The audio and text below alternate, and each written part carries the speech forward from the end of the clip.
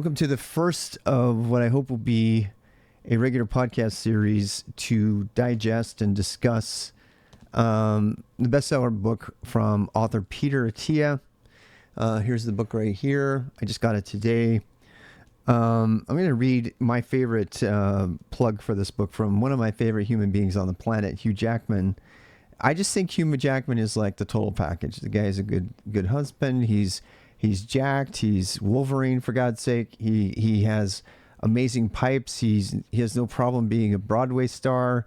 Hugh Jackman is one of the most amazing human beings on the planet. If you see him talk, Hugh Jackman and Keanu Reeves are by far my favorite actors and human beings in terms of balance between the two. So welcome on in. There's a lot of people saying hi on Twitch. It is, as you can see, it's July 3rd.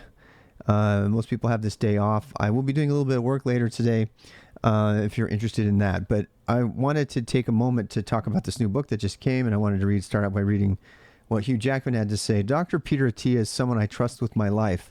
What separates him from others is his pursuit of quality of life from all angles: physical, emotional, mental, relational, and spiritual health. This incredible book is a call to action. It will arm you with the tools you need to live long, meaningful, and fulfilling life. So there's a bunch of other, pump ups going on here. And I got to tell you straight up, when I see, branding, we'll say, you know how I feel about this. People who know me know how I feel about branding in general. And, the saying, the more likely you are to hear from somebody, the less likely you are to want to hear what they have to say. I believe that is true. And there's been many people that I feel fit that description. Somebody said in the chat recently, I won't say who, Keanu's awesome. They said that they're not a fan of, quote, internet doctors. And I have yet to determine if Peter Attia is one of the internet doctors. I have no opinion right now because I don't have any information. I know Peter Attia. I know he's been on Joe Rogan. I know he's a big name out there. He's super sexy. He's giving people advice all the time. He's everywhere you turn, you see him. So I have not formed an opinion of him. The few times that I've talked to Peter, that I've seen Peter Attia actually present something, were when he talked about Zone 2 training for cycling, and when he talked about cycling being the best exercise for longevity, period. And he's, every time I've seen Peter talk, he backs what he says with what appears to be actual scientific study. And I know that, anything that you ever receive, you should receive it with a certain degree of cynicism, healthy cynicism. I was talking about this last night, ad nauseum. I kept talking about how, people should be trained to not believe anything. They should start with any conversation with anybody or anything they read, particularly in 2023, right? That we should start out not believing anything and then allow ourselves to be convinced when evidence is presented to help us, rather than to say, I read this on the internet and it sounded really cool and it sounded right. Humans are naturally prone to believe what they want to believe and stuff like that. So I, as usual, I'm going into this with the fact that he's an MD, really doesn't carry any weight with me. And Peter, if you ever see this, I hope he does actually. I don't give a shit. Honestly, I don't. The only thing that I don't give a shit about his title. What I give a shit about is the amount of time he has dedicated to studying the topic. All right. So when somebody dedicates their life to studying a topic and becoming a master in it, I value that. And so if they can generate, trust with me by demonstrating all of the work that they have done, not the credential that they have necessarily, not necessarily the piece of paper, not necessarily how popular they are, not necessarily the fact that Mr. Joe Rogan thinks you're awesome. And frankly, that goes for Joe Rogan. I'm not a Joe Rogan fan. I'm just going to put it out there. I'm not. I think he says so many things that rub me the wrong way. He says I know his heart's usually in the right place. And so I'm not being critical of him, and he will give a platform to pretty much anybody to seek understanding, and that I do respect. So I don't aspire to be a big ass podcaster. You know that because I'm swearing all the time in my stream. I just want to be me, and I want to share my learning. And frankly, very selfishly, I want you to give me your critical feedback. I want you to tell me when I'm full of shit and when you detect bullshit. So I was reading Sapiens the other day, another book that I started reading that I was thinking about doing one of these for. And some people in the Twitch chat who seem like they have much more experience with it than I do, immediately shot it down. They said, no, that's all pseudoscience. None of it's real. And I was like, well, you got to be more precise than that. And then I got too tired to go through that, and I gave up on the book. I was like, okay, I'm not going to read this anymore because I don't know if it's shaping my opinions wrongly or not. So the reason that I am streaming this conversation, I haven't decided what the format's going to be. I haven't decided if I'm going to read it all to you, which I think is a violation of copyright. I don't think I can do that. Or if we're just going to have like a book club and I'm going to encourage everybody to get their own copy and then read it. Obviously I have nothing to do with them. And if I were to do such a thing, I would never set up. I've debated about setting up affiliate links in the past, and it's just, it's not worth it. The amount of money that I would ever get from an affiliate link is not worth the question as to the reason that I'm giving you an affiliate link. If I all of a sudden start having a podcast where we discuss, we do a book reading of Peter Attia's, Outlive, and all of a sudden I have an affiliate link at the same time. If I were coming into that and you were doing that with me, I would be immediately suspicious. That's like way too sus, that's not the kind of thing that I would do. And I'm also not trying to travel on the coattails of the success of Peter Attia at all. I very sincerely, I'm saying I think he has good choices. Well, a couple of things I know already is he's got good taste in mics. He's got my mic right there. He actually knows that that's a good mic and headphones, and and he's a very healthy guy, and he has an interesting story, and that's what I wanted to get into. So, I'm not shilling for Peter Attia.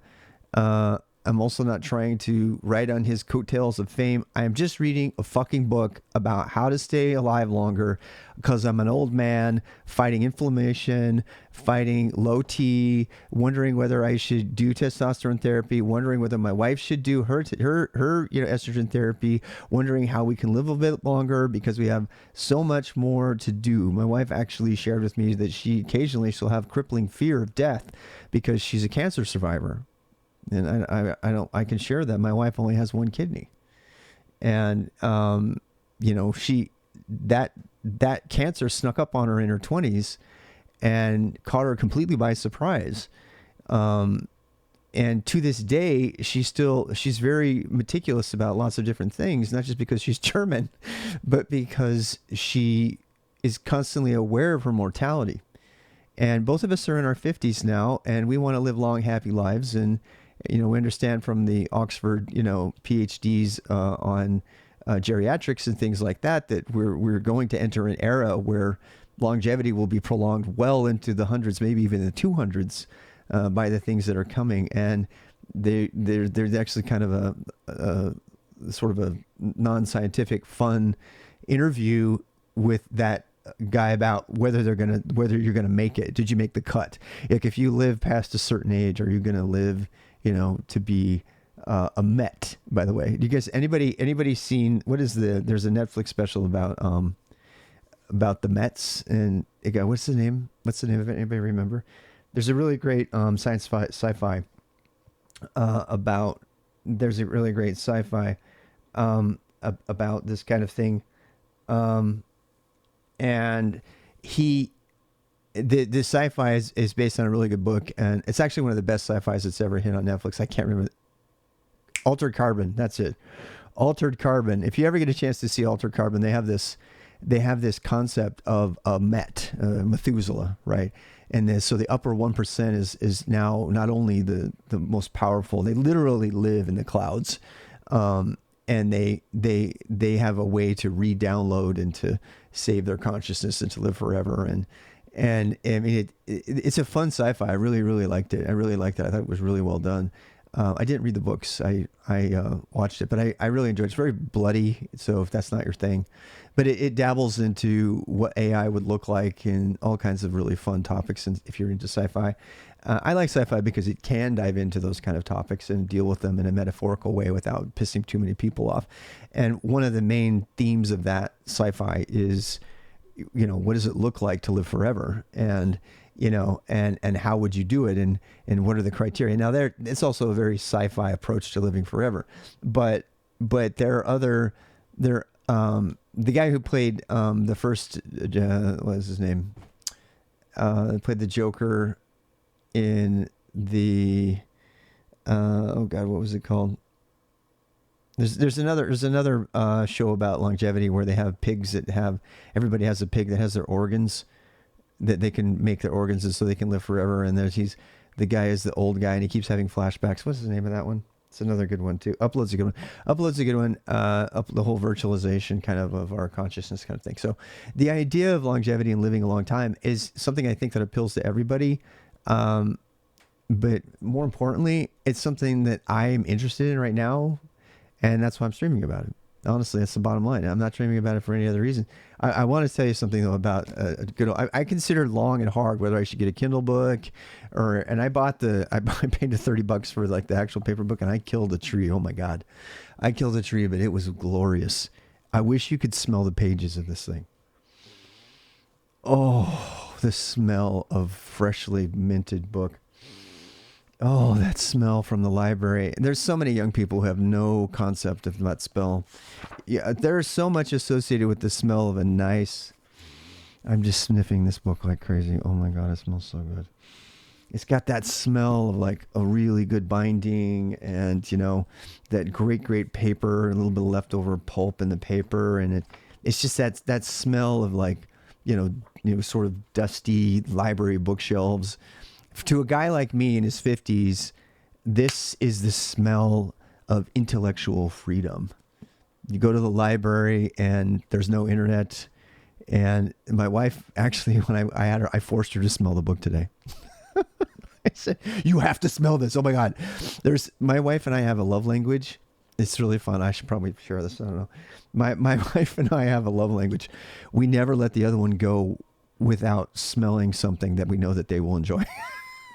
It's true. It's part of our relationship. So we'll open like a brand new thing of coffee beans, like a brand new thing of coffee beans or coffee. And, it has that really, really like fresh smell when you first open it. And so I'll be like in a dead sleep, or I'll be in the middle of streaming or something. And my wife will like bust the door in and say, you have to smell this. What? I was just talking about smells being our love language. Like we always bring something for you got to smell this fresh basil. Oh my God, you got to smell this. It's like, bye, I'm leaving. Are you leaving? Okay. That smells better than your room. You had to go there. You really had to. This is permanently saved on YouTube, and they're all I'm gonna remember is that my room stinks. Can you go now, please? It has a small gym like. Well, it's always gonna smell like a gym because it's my fucking gym. Peter wouldn't mind. The thing, you're getting very defensive of it. Yes, I am getting defensive. You just said I stink. It is neither good nor bad. It just is. Okay. Okay? I love my wife. I really do. It just is. Don't get the wrong idea. It doesn't make me love you less. It doesn't make me love you It's more. one of those details that the entire stream didn't need to know. I'm sure they were smart enough to put They can probably figure it out. It smells like it's not awful. It just has like a slight gym smell. So much for this podcast. All right. This is real life. She says, Cherry's right. I asked for live critiques of the book while I'm reading it, and I got one. There's my wife. She's come on in and say, you know what? That book smells awesome, but you stink. Oh my God. I didn't say you stink. No. We can go back to the videotape. No. Okay. I said this room smells a little like a gym. You look awesome, by the way. As usual. I was not searching for a compliment. I know, but I'm going to the studio, so I'm wearing messy clothes. Okay. But love you. I'm going to pick up my painting. Are you going to the store after that? You're going to get a Sour Patch Kids? What else? You already have wine. On the way back, I will go to Aldi's. I'm trying to think of what else we need. I know the general. Can we start doing the liquids with you? I know I say that. Stuff is here. I know. I don't. I knew. I did. I almost didn't even say anything because I knew this was going to happen. Can't close the freezer And here it comes. Every time I even hint a word of that, she's like, I do it every time, and you don't buy it, and you waste it, and then blah, blah, blah. Yeah, here's the thing. I bought all that frozen spinach when you asked for it 6 weeks ago. I don't want to talk about it anymore. Bye-bye.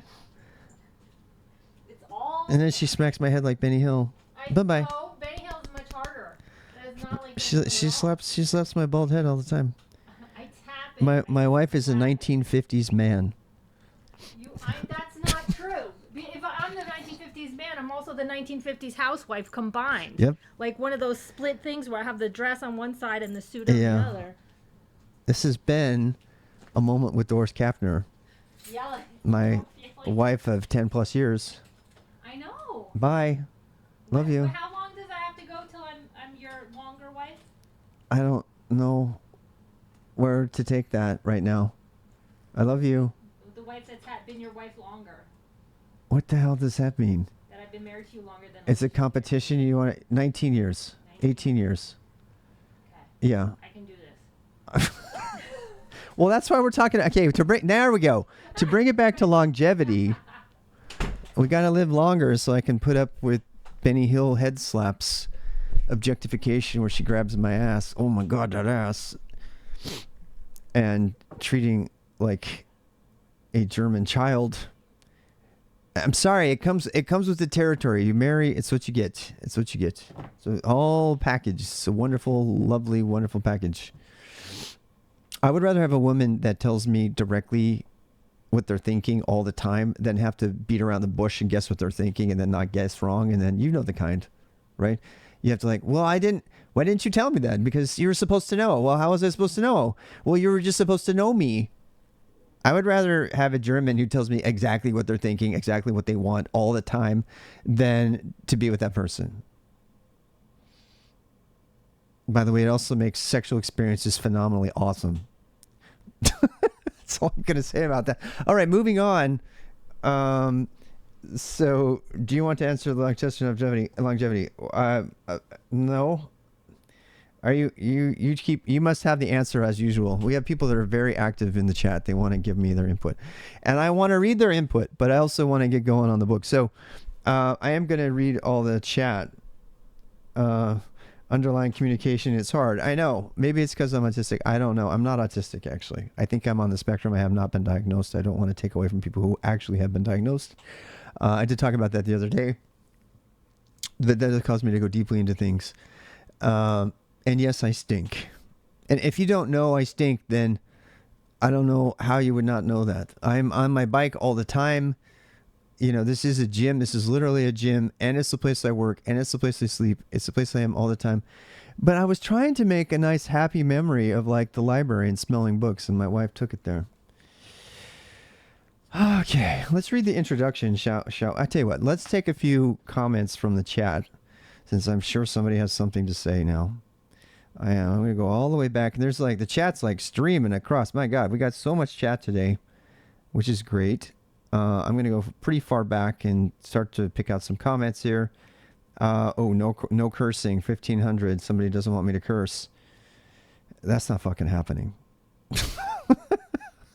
If you don't want a swear, I tell you what, I will not say the F word within 7 minutes so that I can still list as being safe for advertising, but I am definitely going to swear.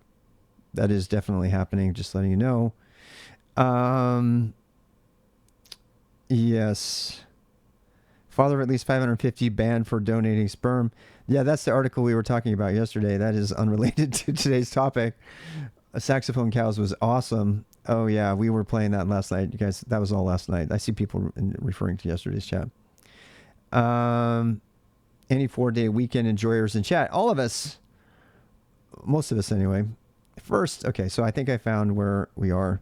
I'm just scanning through. Apologize, I can't read all the comments. I'm going to try to do this, though, because there is a lot of really good feedback. That's the whole point.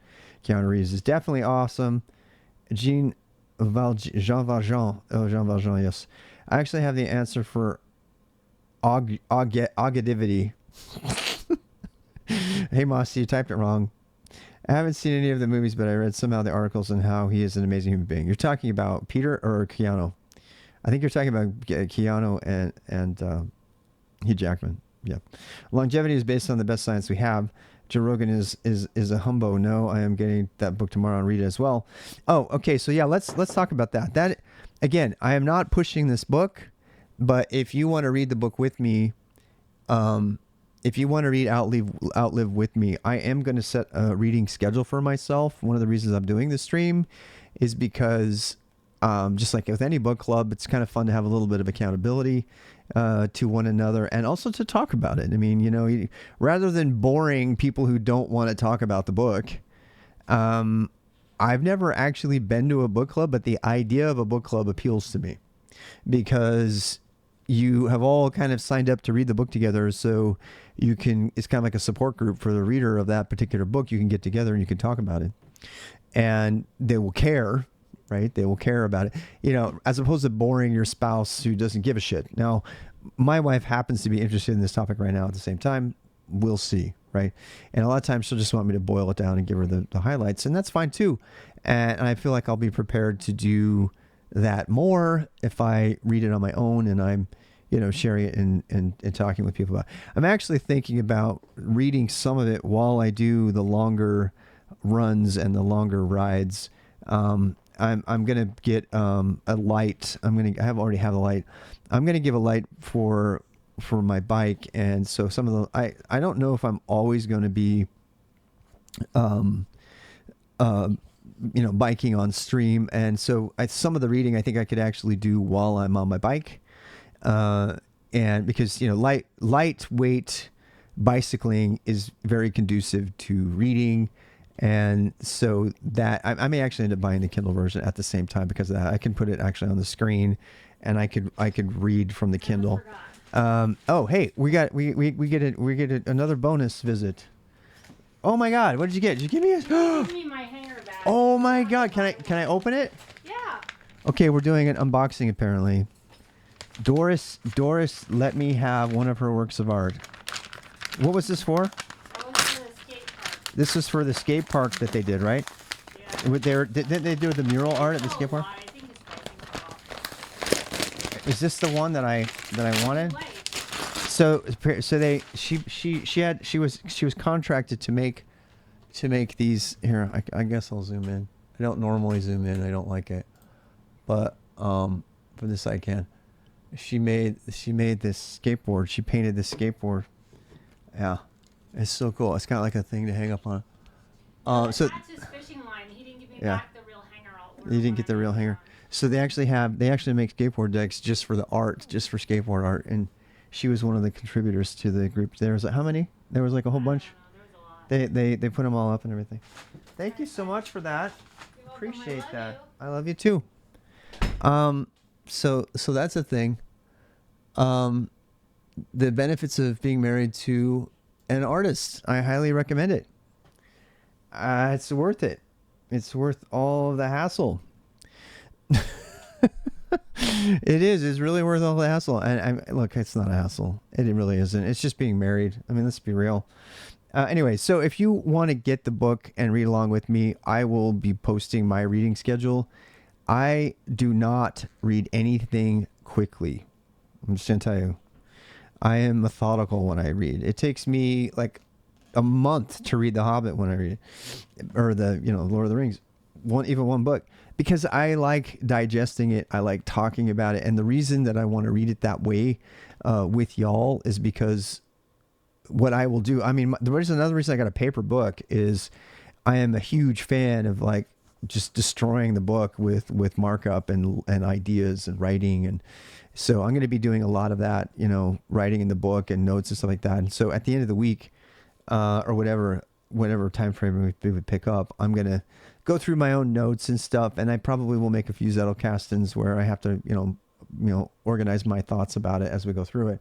So that I can highlight the stuff that I like. And if you just want the highlights, then, you know, presumably you could tune in for that 1 hour a week or so. And I feel like, you know, half hour, 30 minutes to an hour a week I'm really tentative on this because I've had so many ideas about what kind of podcast to do and what kind of, you know, don't get bad, get busy. I just made another episode of that.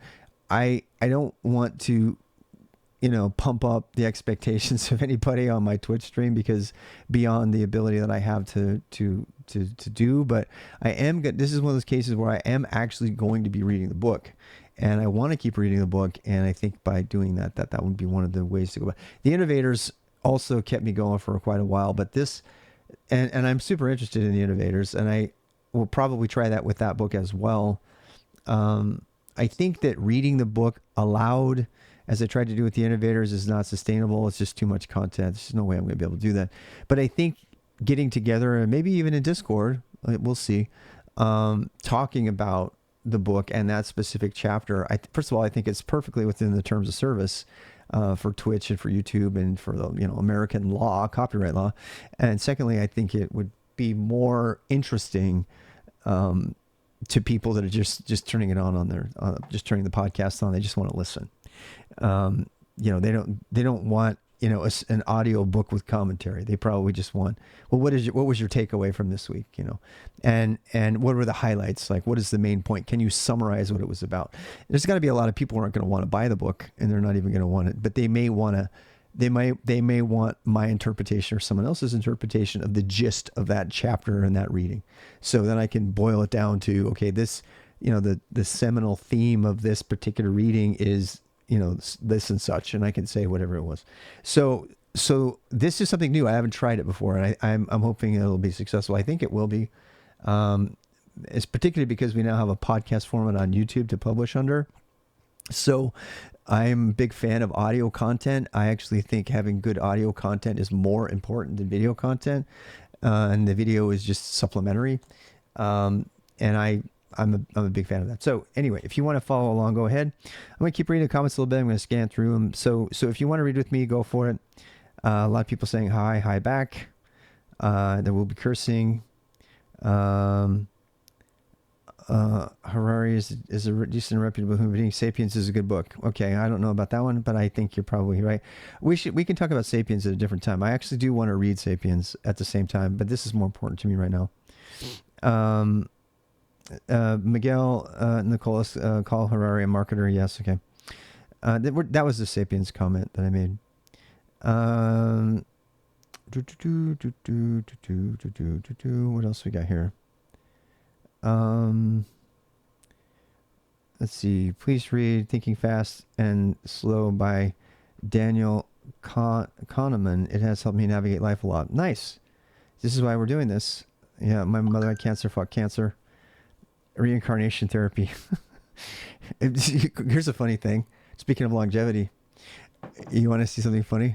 Well, let me show you something. My blood relatives are responsible for cryogenics in Utah. Yeah. I didn't know this. I was searching for my name once, and the CryoNet messages by Mark Milstein. There is actually, there is an entire, if you don't, this is an audio format, but I'm showing YouTube videos of inside the cryonics facility preserving terminally ill people. It's in Arizona. Okay. So my family name has been associated, which is pretty unique. Muhlstein, Muhlstein. It's it's a very pretty unique name. The same people that are children of my polygamist great grandfather have built a cryogenics facility in Scottsdale. So I told you we were all crazy. All us Muhlsteins were all crazy, right? Horny and crazy. And yes, anyway. So there's that. I mean, if you're talking about longevity, but so it's kind of a by the way kind of thing. So yeah, if you want your head chopped off and preserved, I have a cousin of a cousin of a cousin of a cousin who'll do it for you. I have no idea who they are. I have no association with them whatsoever. I also have no association with the guy who has my exact name, who was sort of a political figure, and I won't say more about that right now. I mean, I have all kinds of stories. I sat next to the guy, actually, in a class of like 300 people. I sat next to a guy who had the exact same name as me. Pretty fun story. Okay, yeah, Alter Carbon. Yep. Upload's another good one. We're talking about things. Thank you for that. Heath Ledger, I felt bad for him. Joaquin Phoenix is the, we were talking about him. Jude Law, Phoenix. Eventually, the ocean will evaporate. Earth will be less than 1 billion. There's left. I prefer paper books. Got all the Kindles. Still have paper. Yeah, I have to have a physical copy. Yes. Rob, you should come to my Nepal home of a healthy 100-year-old back in the mountain village. In my mountain village, that's really cool. Book ASMR. Yes. Much about longevity and living to be really long. Went to the library for 5 years. I love the smell of books. Yes. Scratch and sniff library books. Yes. Almonds make BO smell great. Oh my God. Okay. Bye, Doris. Hi, Doris. Bye, Doris. I saw Emily Hudson acting Quantum Leap. He is in his late 70s. Doesn't look his age. Oh, Ernie Hudson. That's true. Need to find out what he's doing. Yes. Can you get kidney stones from too much spinach? I have no idea. This is all great. This is fun. Am I going to move or stay where you are? That's a separate question. I'm not going to answer that right now. If you can do it, this is great. My wife got a job. In case anybody doesn't know, she's a program director at the McCall Center now, making crazy good money for what she does. Yeah. And so that she had to go. She's going off to work. She's trying to get some art in before her really busy ramp up of work starts. So that place that she was doing her residency, she now works there officially, and she's not. She's doing important things over there. She's program director. Let's see. Do you want to answer the longevity question? Yes.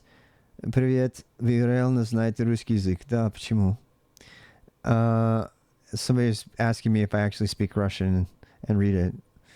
Every once in a while we have Russians like, does this guy really know Russian? Or is he just saying it? Well, I spent a lot of money to learn it and I live there. That's also part of longevity, by the way. In fact, one of the stories about longevity that I want to talk about, there was this old river guide made millionaire. He ran his own show, his own river guide gig that I met while I was a cruise director in Russia. And he was actually one of the guys who came on the Samantha Fox tour, which is a story all by itself. I'll tell you sometime.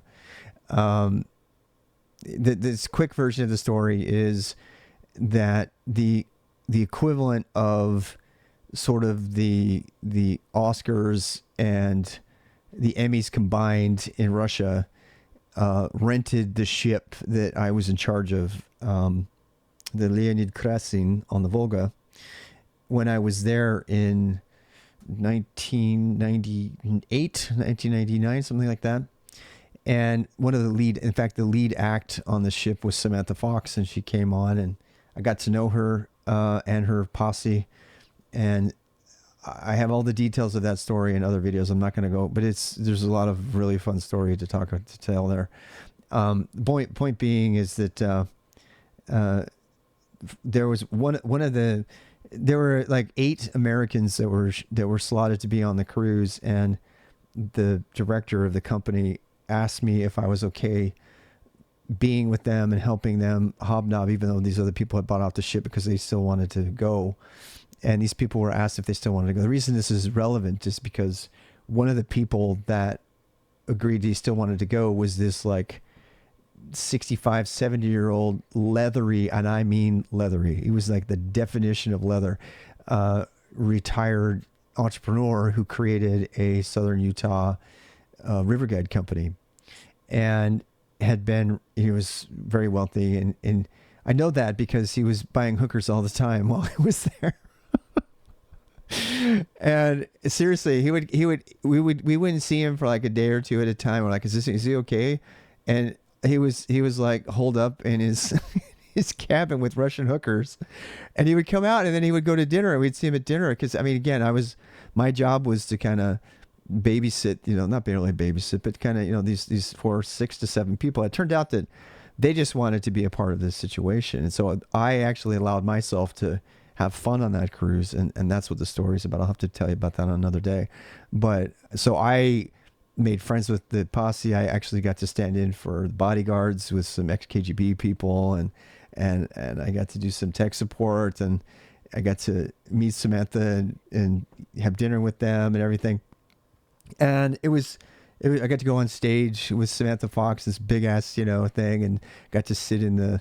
It was a really good memory, and but and the people that were there, the Americans that I frankly kind of lost contact with them. They were like every once in a while we'd see each other in the hallway, and I'm like, "You guys still having fun?" And like, "Yeah," and they just kind of did their own thing, and they kind of were okay with that. But this one guy, this old fart, one of the times that I saw him when he wasn't with his hookers. And I mean, he was relatively muscular too. He had not let himself go, right? He had been working out and stuff. You could tell he was old. I mean, God, his skin, because it wasn't really saggy. He was just leathery. He was just, just Mr. in the sun all day. I mean, he owned a river company, river rafting company in southern Utah and lived there his whole life. So he was blonde, he was exactly what you would expect. You still had his hair, by the way. It was you could tell it was kind of fake hair though. It was kind of funny. Anyway, so he's coming out of his room and walking down the halls with these like drop dead gorgeous 20 something hookers, and they must have not cost very much at the time given the ruble exchange rate. So, got it. I mean, it's a good thing I was Mormon back then, right? Anyway. And so I cornered him once and I was like, "Oh, what is it?" Because I was like, this guy was, living the life. I mean, one idea of an amazing life. I mean, I don't know if I would agree, but, and I got talking to him and he was a man of very few words and stuff. And I caught him once and we were out shopping for something and he bought like 5 or 6 huge, bottles of something, and I want to say it was turmeric. I don't think it was turmeric. What was it? And I can't remember what. Honestly, I can't remember what it was. It wasn't saffron. It wasn't turmeric. Ginseng. That was it. Ginseng. He had these huge ground bottles of ginseng, and he told me he goes. I buy these all the time. And apparently, that's right. I remember now, that was his 3rd cruise with us. And he would come on the cruises all the time and he would buy this Russian ginseng in these huge bottles and he would take it back. He goes, this is the magic right here. This is the secret. He goes, I eat this stuff like crazy every day, all the time. And because and so I don't even know why I thought about it. So somebody was asking me if I speak Russian, and the conversation is about longevity and living long, and so that was obviously the first thing that came to my mind. The Russian. I mean, the American river guide who had enough money to go on a cruise every year to get extra ginseng and have sex with discount hookers in Russia.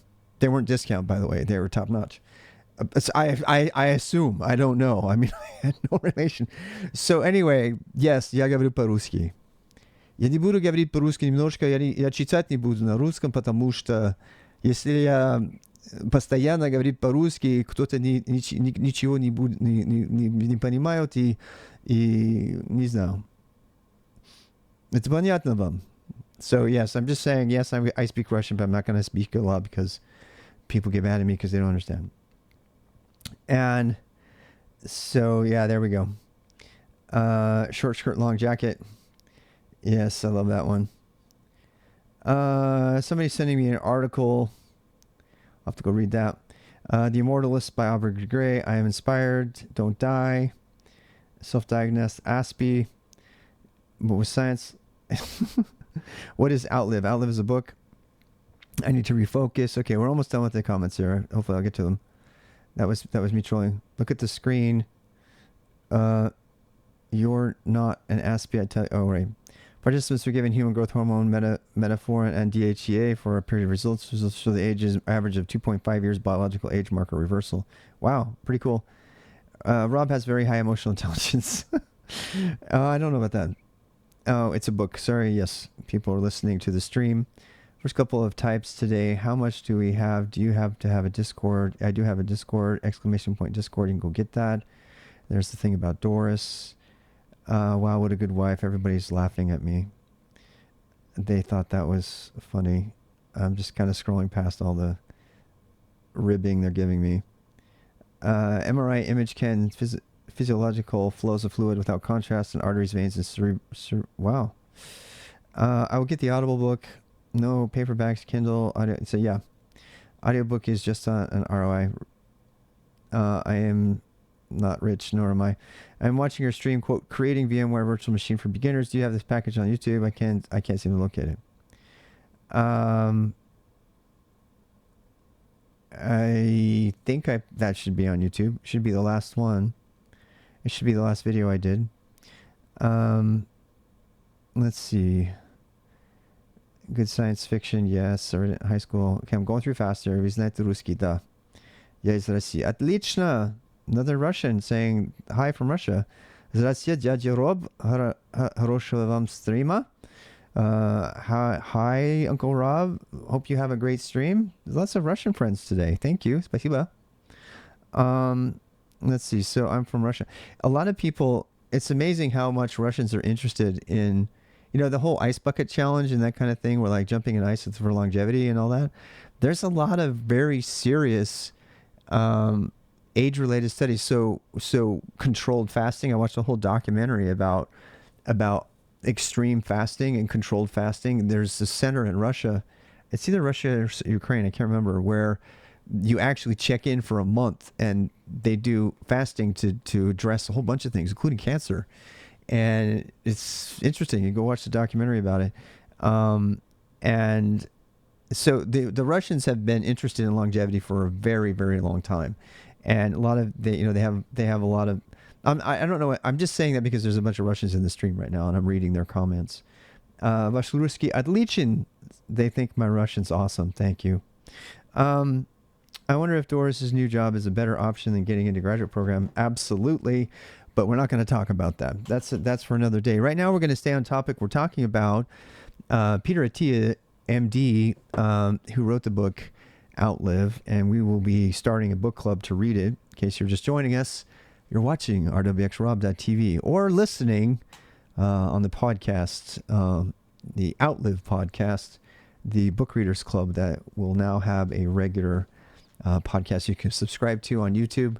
And as I said, this is not to make money. This is just because I want to talk about it and I want to keep myself motivated to read it.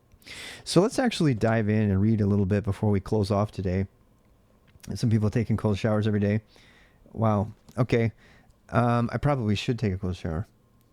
So I'm actually going to read the inner book cover introduction to this, which I think is suitable. And of course, this is not written by him. This is kind of a summary of the book. So I'm going to go ahead and read it. In his mid-30s, prominent longevity expert Dr. Peter Attia was a marathon swimmer across ocean passages like the Catalina Channel. But as he discovered, he was also surprisingly unhealthy and on a path to early death from heart disease. The interesting thing about that to me is if you read, there's another book called 40-30-30. Remember the zone diet? The doctor behind the zone also discovered that he had a genetic propensity to early death from cardiac arrest and stuff from his family.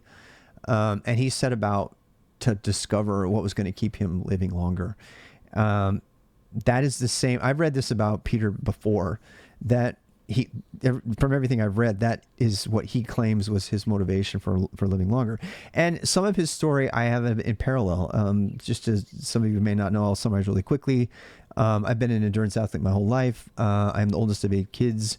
My family are all morbidly obese. They have been their whole lives, and I've been constantly on a battle against that. And so I started doing cycling, criterium, cross-country running. That's been endurance sports have been my answer to spiritual, happiness and awakening for a very long time.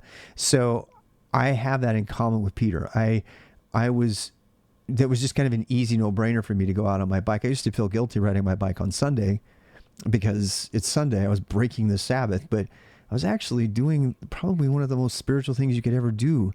I was appreciating God's great creation, by looking at the cows and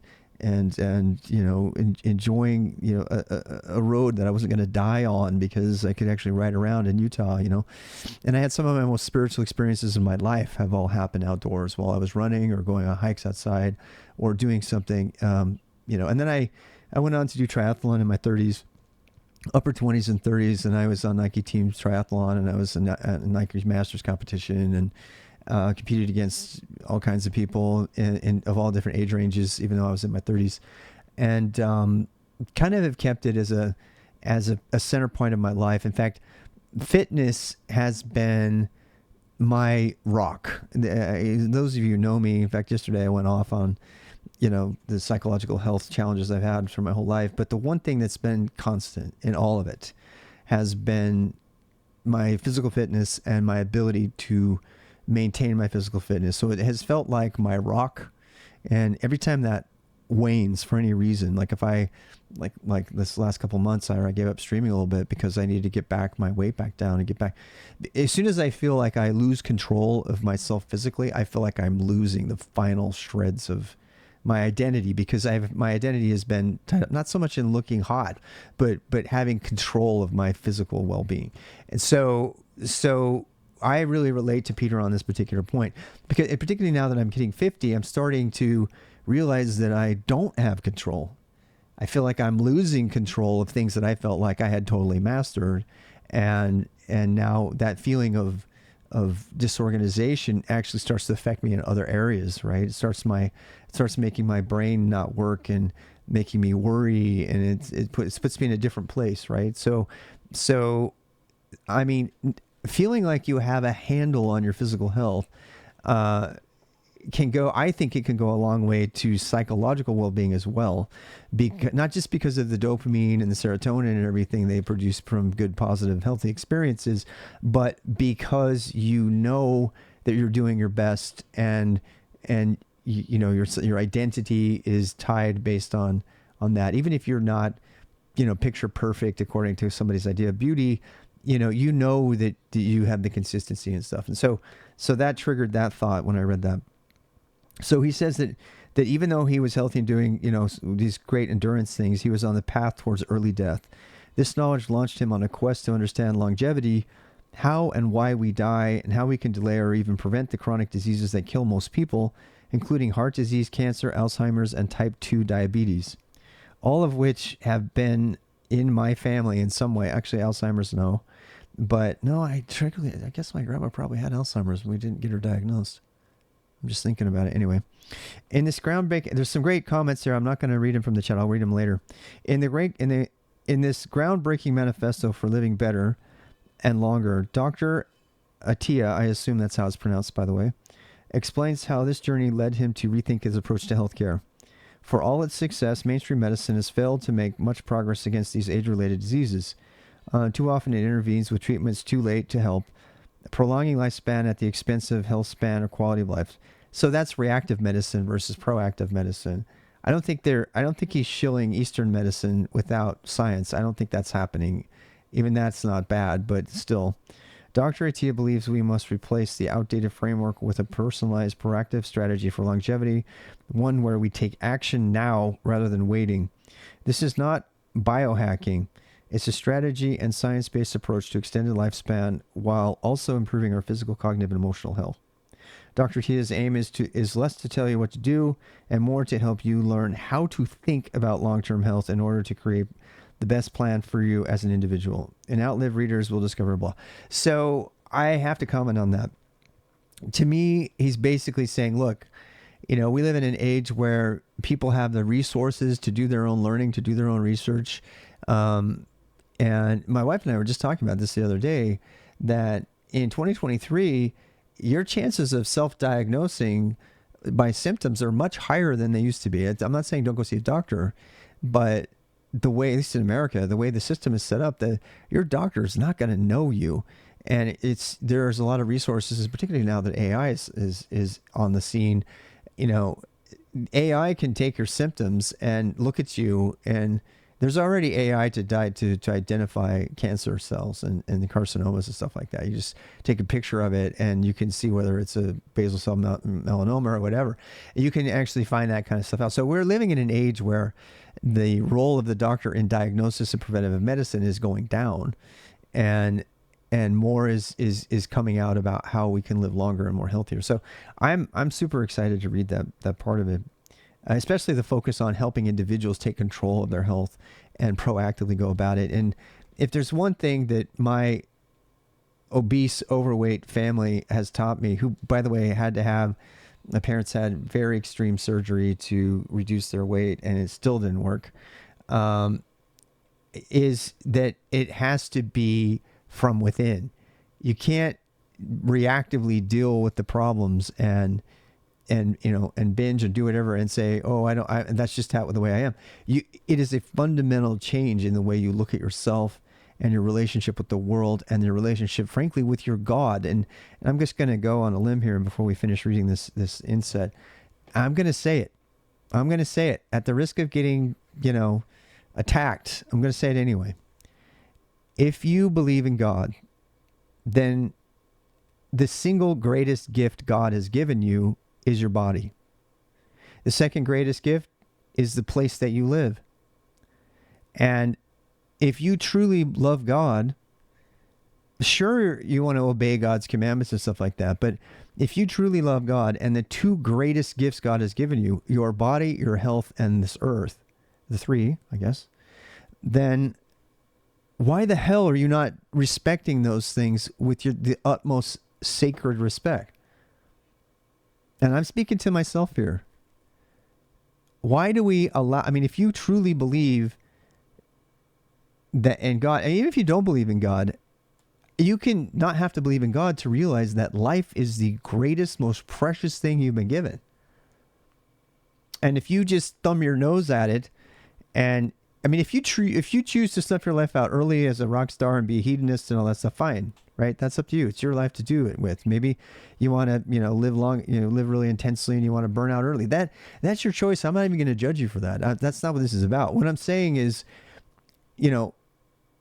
we don't look at our bodies as one of the greatest ways to show respect for human life and for the human experience and God.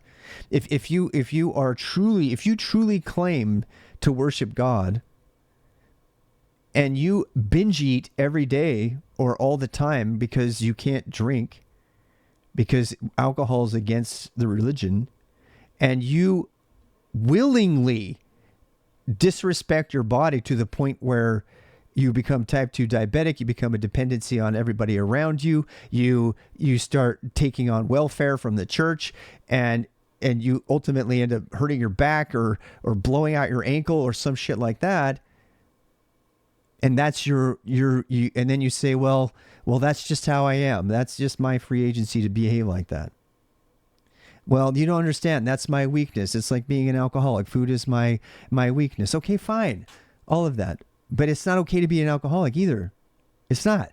It's a disease, and people are addicted to food and stuff. But I'm not trying to call people out, but what I'm saying is I find it extremely hypocritical to hear people say that they believe in God and they want to do all these things and praise God and all this stuff, and yet they still want to trash. It's like if your grandmother, gave you a skateboard when you were 7, like mine did, and and they gave you a skateboard, and they saved some stuff. They said, and you don't see your grandma that much, and they bring you a skateboard, and you're like, it's your favorite toy, and you're skating around on it all the time. And it's like brings you so much joy and everything. But instead of like saying, oh, grandma, thank you for the skateboard and not using it and stuff, instead of that, getting the skateboard and like leaving it out in the mud and letting it get all rusted and, letting it get destroyed and letting it get eventually stolen by the neighborhood kids. And then your grandma comes back to you and they say, hey, where's your skateboard that we got? Did you have fun with the skateboard? Oh my God, yes, it was so fun, right? Oh, I cherish that thing. I'm greasing the wheels all the time. I take care of it. I always bring it back. I love it. Thank you so much, Grandma. Thank you so much for buying that for me. Your grandma's happy, right? Your grandma's like, oh my God, thank you. I got them something that they like. I gave them a positive thing and they're taking care of it. And look at how much they love it. That makes me feel good because I gave them a gift. But if you trash that skateboard and in a bad way, all skateboards get trashed, right? All skateboards get trashed eventually, right? A trash skateboard is a loved skateboard, and eventually they get broken, right, through use. But if you leave it out and it's getting rusted and it's getting ruined and eventually gets stolen and you show no respect for it, and then grandma drives up and she sees your skateboard half embedded in the mud, all rusted out and everything, and and she asks you about it, if she has the courage to do so, she probably has her bill feels bad a little bit. And then she comes and she asks you and says, oh, I think I saw your skateboard. And then goes, oh, yeah. How's that going to make your grandma feel? I feel like people do that with their bodies all the time. I feel like people do that with their bodies all the time. I feel like they take the greatest gift from God or from life or anything, and they fucking disrespect it in the worst possible way. And they don't, quote, come correct. I mean, I'm watching Luke Cage right now, so forgive my terminology, but they're not coming correct, with regard to Mother Nature or to God. They're completely disrespecting the most important, most sacred, most amazing thing that's been given to them. And then they complain because they're dying early and they don't have enough money to pay for their pills, and they don't have this and that, and and they make all kinds of complaints and stuff, and they want people to come fix it. It's not their fault. They don't take any responsibility. I hate that. And when I detect that kind of thing in myself, I have zero tolerance for this in myself, and that's probably why I get judgmental with others. When I see others that behave that, the big things to take away from this is some people actually have diseases, and it's not up to me to decide who among you is fighting with type 1 diabetes, for example, or, any number of situations that can cause you to have, a morbid obesity or something like that. That's not up to me, but I think it's not okay to say that all bodies are okay. That's not okay. It's not okay that you should just love everybody. I think it's not. That's like saying it's okay for you to be unhealthy, and it's not. And actually, believe it or not, I agree with Joe Rogan on this particular point. I think that as a human, that if you believe that you are here, if you want to be a hedonist and you want to blow yourself out, I suppose that's fine. That's your choice. But at least don't come at me or anybody else with this idea that the fact that you aren't living well or suffering with pain and stuff, those you reap what you sow. I know that the reason that I can't run anymore is because I have no cartilage in my knees, because I blew them out because I had so much fun water skiing and skateboarding and running and doing everything that I did. And I take responsibility for that. That's different than the people who don't. And it's one of my biggest complaints. I'm going to move on now. So, I blame society for all my problems. Here you go. So let's see. In Outlive, here's what you will discover. Why your blood work and cholesterol test results at your annual physical may be, quote, normal, but you might still be unhealthy because average is not the same as optimal. Why exercise is the most potent pro-longevity drug, and how to begin training for the centenarian decathlon. Why you should forget about diets and focus instead on nutritional biochemistry using technology and data to personalize your eating patterns. Why striving for physical health and longevity but ignoring emotional health could be the ultimate curse of all. And this is one of the main reasons I bought this book. Last night, I don't mind saying this, some of you were there. I had a hard time sleeping, and I hope he gets into that. And because my body has switched over to a bimodal sleep schedule because I'm not getting a lot of circadian stuff because I'm not going outside in the sun, blah, blah, blah. Is that healthy or unhealthy? It's one of the things I want to look into. But anyway, I ended up streaming straight from like 10 p.m. until 6 a.m. this morning. And a lot of that conversation was me going through emotional and psychological trauma that I've lived through with the Mormon Church. That will never be in this podcast, but it will. There might be, that might come out in some other podcasts. I don't know the appropriate way to do that. A lot of times when it comes out, it's not very pretty, so I don't necessarily want to put that in a format. And the point being is that emotional, spiritual health is super important, and getting a hold of it. I happen to know that when I don't deal with emotional issues and things like that, particularly from stuff that I'm still dealing with having been Mormon for 42 years, when I don't deal with it, that I don't have evidence of this other than my own experience, but I believe that it manifests physically in my body, and particularly in higher cortisol and inflammation and stuff like that. And those of you who know me know how easy I am to fly off the handle. I've always been that guy. I've always been that way. But now that I have these other psychological and emotional barriers to fight off, these demons to fight off, from having been Mormon and having, all the stuff that is involved with that. I'm not going to talk about that here. That is definitely playing into my longevity and my physical well-being. So, I love that bullet point where it says we are striving for physical health and longevity, but ignoring emotional health. My wife and I are now sleeping in separate beds, and my sleep is a lot better, but I also don't get a lot of touch, right? And this idea of emotional health comes to mind. Humans need touch.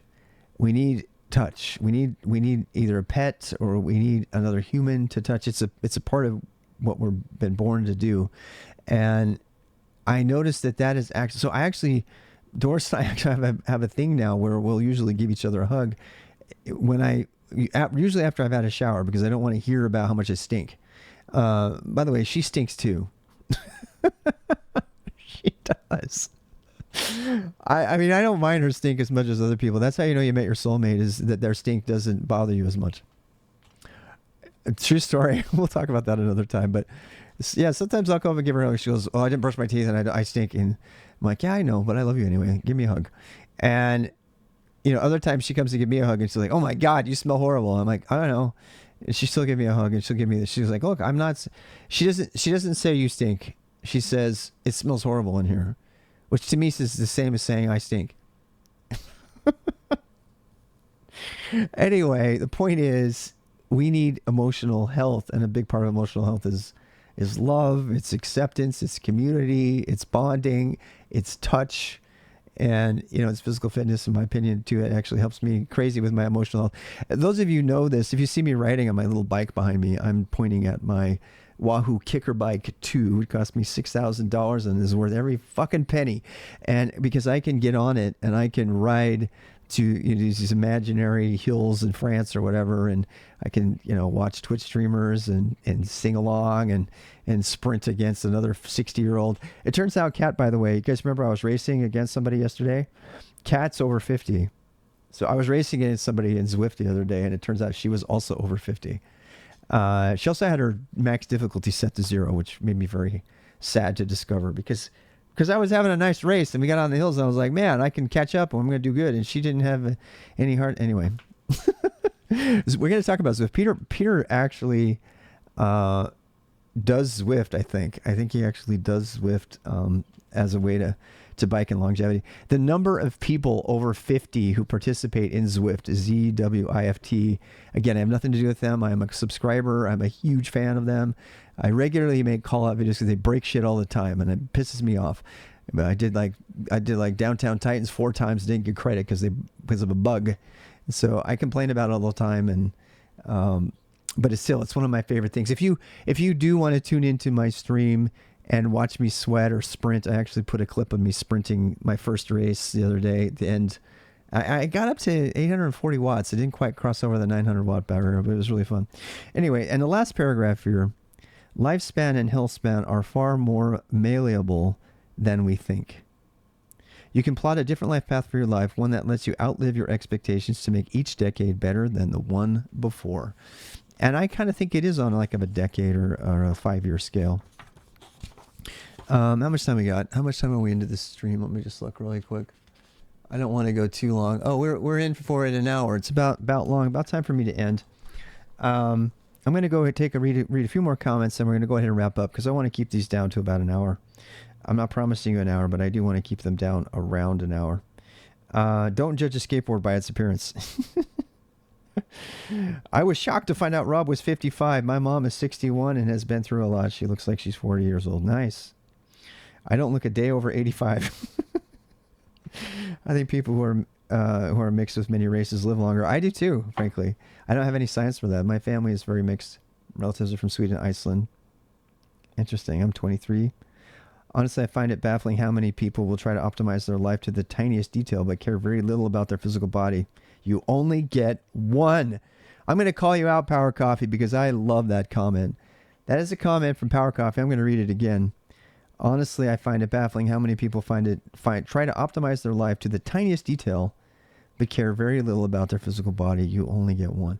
And that's really all I was saying. I probably did a very bad job of saying what Power Coffee has said very succinctly. It's a great comment. Thank you. People saying hi. I feel the same way now that I'm biking and walking every day. I feel a lot happier and calm. From Cherry says this, Cherry Hart, when I am only home, it's impossible to not think about not so much subjects and become depressed. Isn't it funny how just physical exercise can counter depression? It's pretty amazing. Another thing that's very simple you can do to counter depression, I've found, is just smile.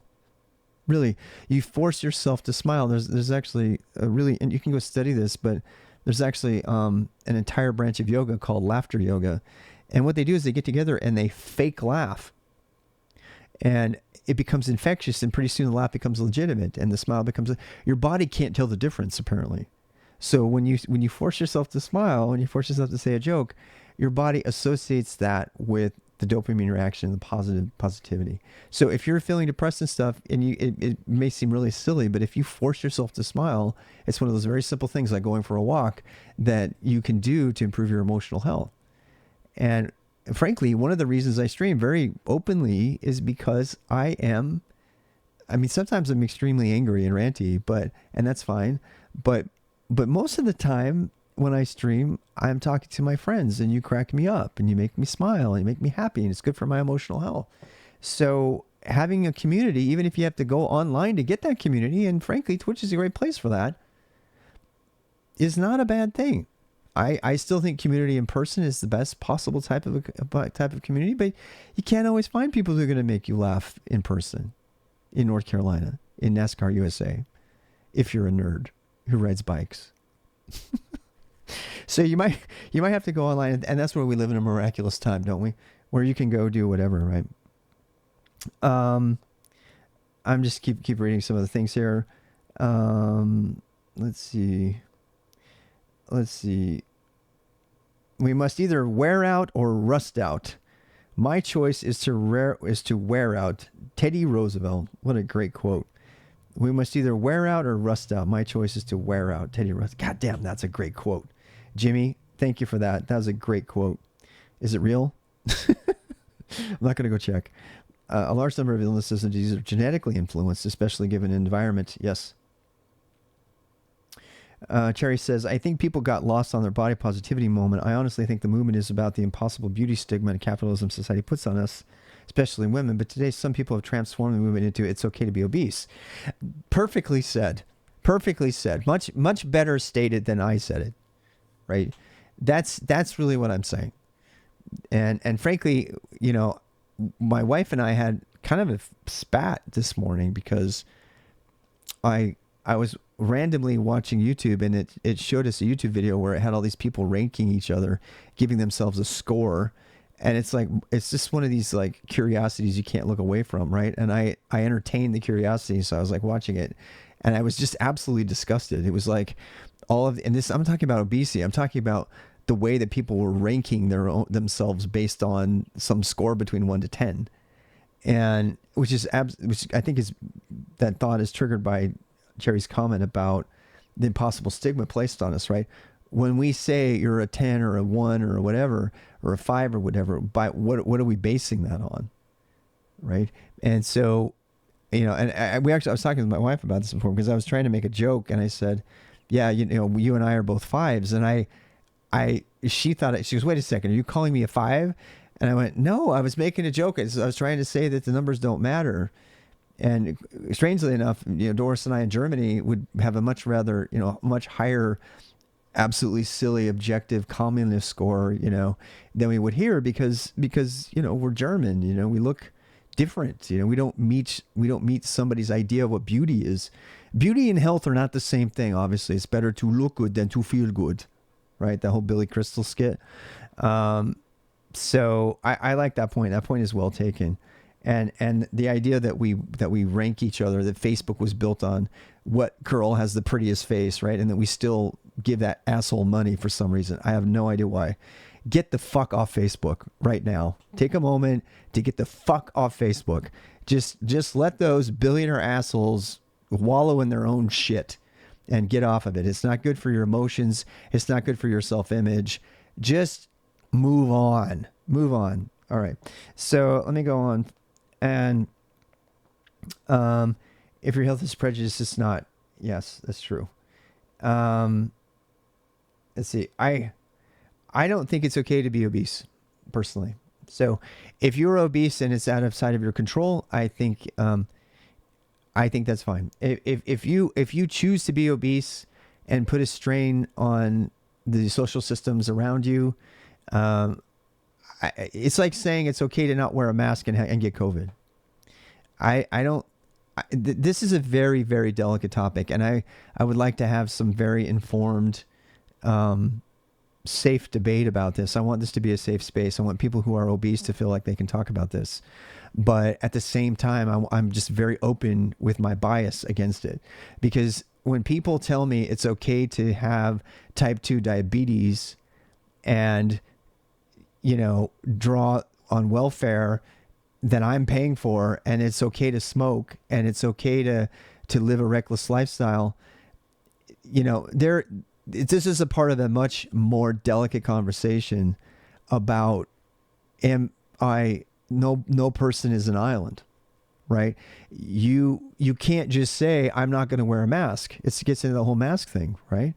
If everybody's dying from a disease and you say it's your right to not wear a mask, then that's not okay.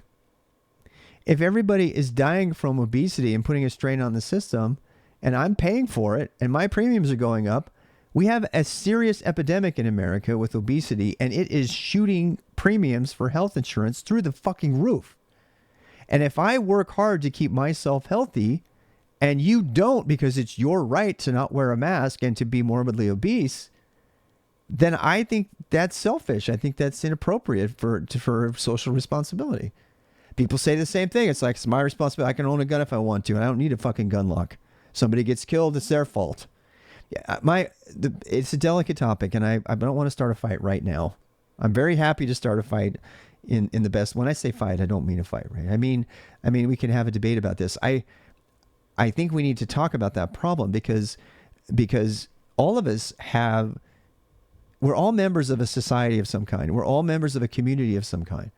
And there are certain behaviors, all of us are imperfect, right? And we're all struggling with different challenges. Is it okay to be an alcoholic? It's my right to get drunk and drive. Well, society has put their foot down on that one. It's not okay to do that, right? Because the risk to someone else is too great. There are a lot of other things that put everybody around you at risk that are not as cut and dry as drinking drive. And one of those is allowing yourself to become personally obese for no reason, right? Or smoking. We've decided that smoking in the presence of another person is also not okay for society. It was for a long time. For a long time, it was like, fuck you, I got mine. I can smoke wherever the fuck I want. You don't like it? You leave. Here's another one. It used to be that people actually walked on the streets and then they started dying because cars got invented and they lobbied against the car industry. It was like, they're killing all these people. And the car industry lobbied back, created the greatest successful marketing venue in history, almost as big as making diamonds valuable to get married. And they created the term jaywalking. And jaywalking, which back then was equivalent to calling somebody the N-word, it was horrible. It was a horrible slur. They turned people that were dying in the streets into the victims, they turned the victims into the criminals. And from then on, the people that drove over the cars made all the rules because society decided that was what was needed, and it was actually being pushed by the greed and everything. I could go on and on and on about this. This is what I say when we get into the thing is like, is it okay to be obese? That's a tough question because that question actually gets into that, right? What is it okay for society, not what's okay for me? And how much does my behavior impact society, impact my neighbor? If I don't wear a mask and my neighbor gets COVID and dies because they're in their 80s and I have it and I can take it, no problem, and I can run around, I'm 20 something and I'm not going to have even any manifest symptoms. They end up getting COVID because of me and they die. That was my right? You don't have any right to tell me what to do. The point is being obese is a form of that. It's just a much, I would say it's just not the same form. And that's where the debate could be centered. If we were going to have a debate about this, the debate is what behaviors lead to societal good, what behaviors are required for society. I mean, you don't want this Pollyanna perfect, 1950s, dystopia where we're burning all the people who have mental issues, on weekends, like is portrayed in Man in the High Tower. If you haven't read Man in the High Tower, what is it? Or if you haven't seen the thing, it's this dystopian future where the Germans won, and they portray sort of a 1950s scenario where it's absolutely pristine and beautiful and very white, right? And every Sunday there's it's almost like snow, and it's the ash of all the people who didn't measure up, right? It's the people who, there's one guy who actually has muscular dystrophy or something, and they're hiding him from the rest of society because they know they'll just burn his ass. They'll just stick him in the thing and say, you're a discarded human being, bye-bye. And everybody's all skinny and really good and everything. And if you don't meet that norm, they kill you and burn you, and because you're and eugenics is based on this idea as well. So I know that it's a very complicated topic, and I'm not ready to say that obese people should be burned on Sundays. That's not what I'm saying. Okay, that's not what I'm saying. What I'm saying is that we need to have a conversation about how we can help society improve, and what is our role in society, and where does personal responsibility cross over with personal freedom, and that's what I'm saying. That's all. That's what I'm saying. So please don't get too offended by that. Not everyone gets fat because of the same reason. Yes, we were talking about that. But what Jerry is saying, Harry, is that some people get fat for reasons that are not the reasons that you state. This is why it's a debate. There are lots and lots of people, particularly in America, who get fat because they've been sold a line of shit about sugar and diet, and they're getting obese because they're sucking down diet sodas and all kinds of reasons. And they also want to say it's not their fault. I hear people say it's not their fault for being fat. You're fat. There's a documentary about the evils of sugar.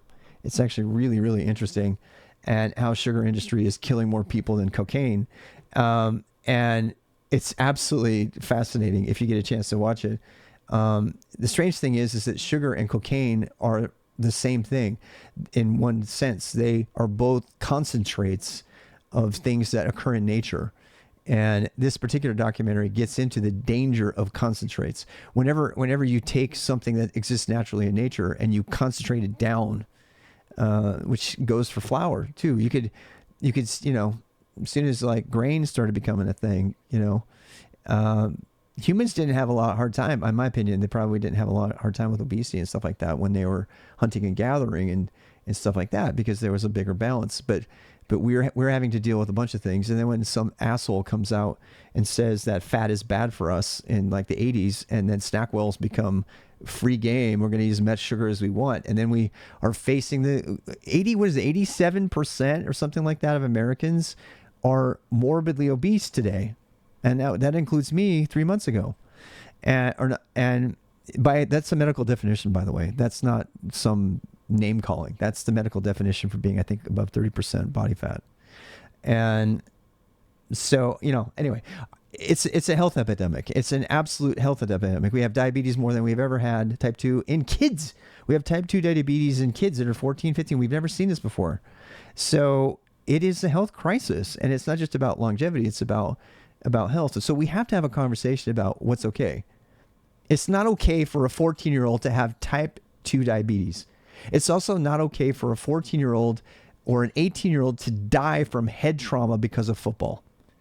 And by the way, one of the things that Peter does talk about in here that interested me is managing risk. And that is super interesting to me because he is a cyclist and he's talked with cyclists. And one of the ways of managing risk for me is not just proactive medicine and going to see the doctor. I'm hoping that he talks about going outside on your bicycle in America and assessing whether you're going to die or not. One of my favorite cyclists made a thing where he goes out to a corner and he films a video where he almost died. And he talks about all of his friends who have died. And he tells everybody in the video, kind of sadly, he's like, I want you to play this video when I die, because somebody's going to say it was my fault. Someone's going to say that I shouldn't have been there, that I should have wore a helmet. And I want you to play this video when I die, because I bike outside, and the chances of me dying on a bicycle are so high it's probably going to happen. And I stopped cycling outside because of the risk, to manage the risk. And so I hope Peter talks about risk management in terms of longevity in order to deal with accidents and things like that as you age that become more substantial. Anyway, so that's probably it for today. Let me see if there's any other comments here. Zwift community, I miss the outdoor rides. I absolutely miss it too. It doesn't make me right, though. I'm always about social, yes, harm. Absolutely. We should help. I think we should help. Yes, absolutely. We should help everyone. Stress is killing people. I agree. And managing stress is a big part of this, right? Where should we read and when and by? I don't know. Let me, I don't know. How many pages should we read? Should we try to read the first chapter? How about that? I mean, I tell you what, let's, I mean, I don't know how fast I want to read through this book. Let's see, part 1. I tell you what, let's read 2 chapters. How about that? Let's read the first 2 chapters. So that's what I'm going to shoot for. I'm going to read the first 2 chapters. I'm going to shoot for the first 2 chapters. If that turns out to be too much, because there's so much the pace of reading is not so much about how much I can read per day. It's also going to be about how well I can digest what I'm reading and how much time we have to talk about it. So if we read a chapter that turns out to be really filled with a bunch of interesting conversation, I don't want to read too quickly, right? So to that end, I think what we'll do is we'll still read 2 chapters for now, and let's see if we can cover those 2 chapters in a single hour podcast, if we can actually figure out how to talk about that. And we'll see how that goes. I mean, there's nothing stopping you from reading the whole book in advance, right? And then the podcast will just be a discussion about each chapter, perhaps. Maybe that's the way to go. I don't know. Well, let's try to do 2 though, because that first chapter looks pretty small. The fake smile thing, yes. If I act ripped, I can go to the gym. I am. You're a gym bro. I used to volunteer in a mental hospital. Or learn that nobody is fat or obese. I don't agree with that statement, but that's something we can agree to disagree on. Friends, best chat ever. You're not fat, you're depressed. Strong disagree on that one. Morning. Leaving Facebook was one of the best things that ever happened to me. I'm surprised people still use Facebook. Personally, I need it to be the other way around. Just get outside and moving, you start to feel better. This is true. Trying to prove on both sides at the same time, but I understand your point. There's some good conversation going on. Thank you for that. Please, you know what I really love about my chat happening right now on Twitch is people are being respectful, and we're not pointing fingers, we're not judging, we're not attacking. We're disagreeing. It's okay. Please disagree. I wish we had more respectable disagreement happening in 2023. I think we need it. So, Maluba, obesity isn't a choice usually. The majority of obesity is unprivileged poor communities. It's not wrong. Not wrong. It's not wrong. It's not like they can choose to not be obese, right? The diet that they're being forced to eat based on what they're buying, the junk food that's cheaper than healthy food, which is a fact of life. Very interesting. Yes. And absolutely a thing. There's people who have to work harder to be healthy. There's no doubt about it. Right. Some people it's very easy because they have the money. If you have the money for a personal trainer like Hugh Jackman, you're not going to have a problem. You got other problems, but not those, right? So socioeconomic status, education level, all of those things play into obesity epidemic. But ultimately it comes down to personal responsibility and time. So I do think that people are unhealthy. And people that are subject to gang violence and stuff like that too, that are, which is, it's not obesity, that are struggling with that too. So there are a lot of, issues at play here, but, on the gender, I really care about breadth instead of length. Yes. Me too. If you have a quality life versus a long life. Yeah. Yeah. People can't, because people are fat because the food they get is shit and they can't afford good food. Not wrong. In my opinion, that's not wrong. According to Disney, which followed twins overweight versus normal weight. The overweight was caused by a fat virus. Also something I've heard people talk about. I look, I don't discount any of these new things that we're finding out about obesity. I also feel like there are some people who are fat just because they choose to be fat. I have lived with such people. I've been around such people. This is parallel to the welfare argument, right? That there's some people who are poor and take advantage of welfare and have kids so they can get more welfare money. That I've seen that. I personally witnessed that. I actually helped people who did that. And then there are other people who can't get off the poverty train because of other factors, right? So there's people who make a willing choice to be obese, and there's people who are less likely to make a willing choice, and there's all shades of contrast in between there. So yeah, I don't want it to say all people who are obese are just lazy. I'm not saying that. I don't think I ever did say that. So privilege of buying healthy food. Sometimes I do think that people who I've been exposed to people who are overweight who blame it on other purposes and claim it's their right to be fat. And I have been personally exposed to those kind of people. Maybe I've been overly influenced by those people. And so I'm just telling you where I'm coming from. Privilege of buying healthy food is expensive. Hell yeah. Take us to the McCall Center. I will. It's one day. Wikipedia. How does an obese person interfere with your personal integrity? In terms of societal things? Well, look, I don't know. I don't want to get into that issue. I think that willing obesity is bad for society. I just think it is. Just like I think that not wearing a mask is bad for society. And the connection there is choice. So if a person is obese by choice, then I think it is a social responsibility to choose not to do that. That's all. That's my belief. I might change my belief. Not wearing a mask is a choice. Eating healthy is not accessible to everyone. Okay, in the cases where eating healthy is a choice, and I absolutely know that that's true, then I disagree. So I think we're arguing over something that we actually agree about. Eating healthy is not possible for huge amounts of Americans because of the money involved. If they had the money and they continue to eat that way, which I know people do because I've seen them, that's a different thing. Okay? I think we would probably agree on that particular thing. Man in the High Castle. Yes, that's the one. Interested with low income. Somebody's quoting again, anyone can experience obesity, but in the United States there's a strong association with low individual income, poverty, and lack of food security. No shit. Food deserts and stuff like that. And I think we need to attack the causes of obesity like that. But I guarantee you that if you took care of all those problems, that there would still be obese people in those areas. And it would largely be because of habitual living and things that had happened to them that they had chosen, right? They had chosen to eat that way.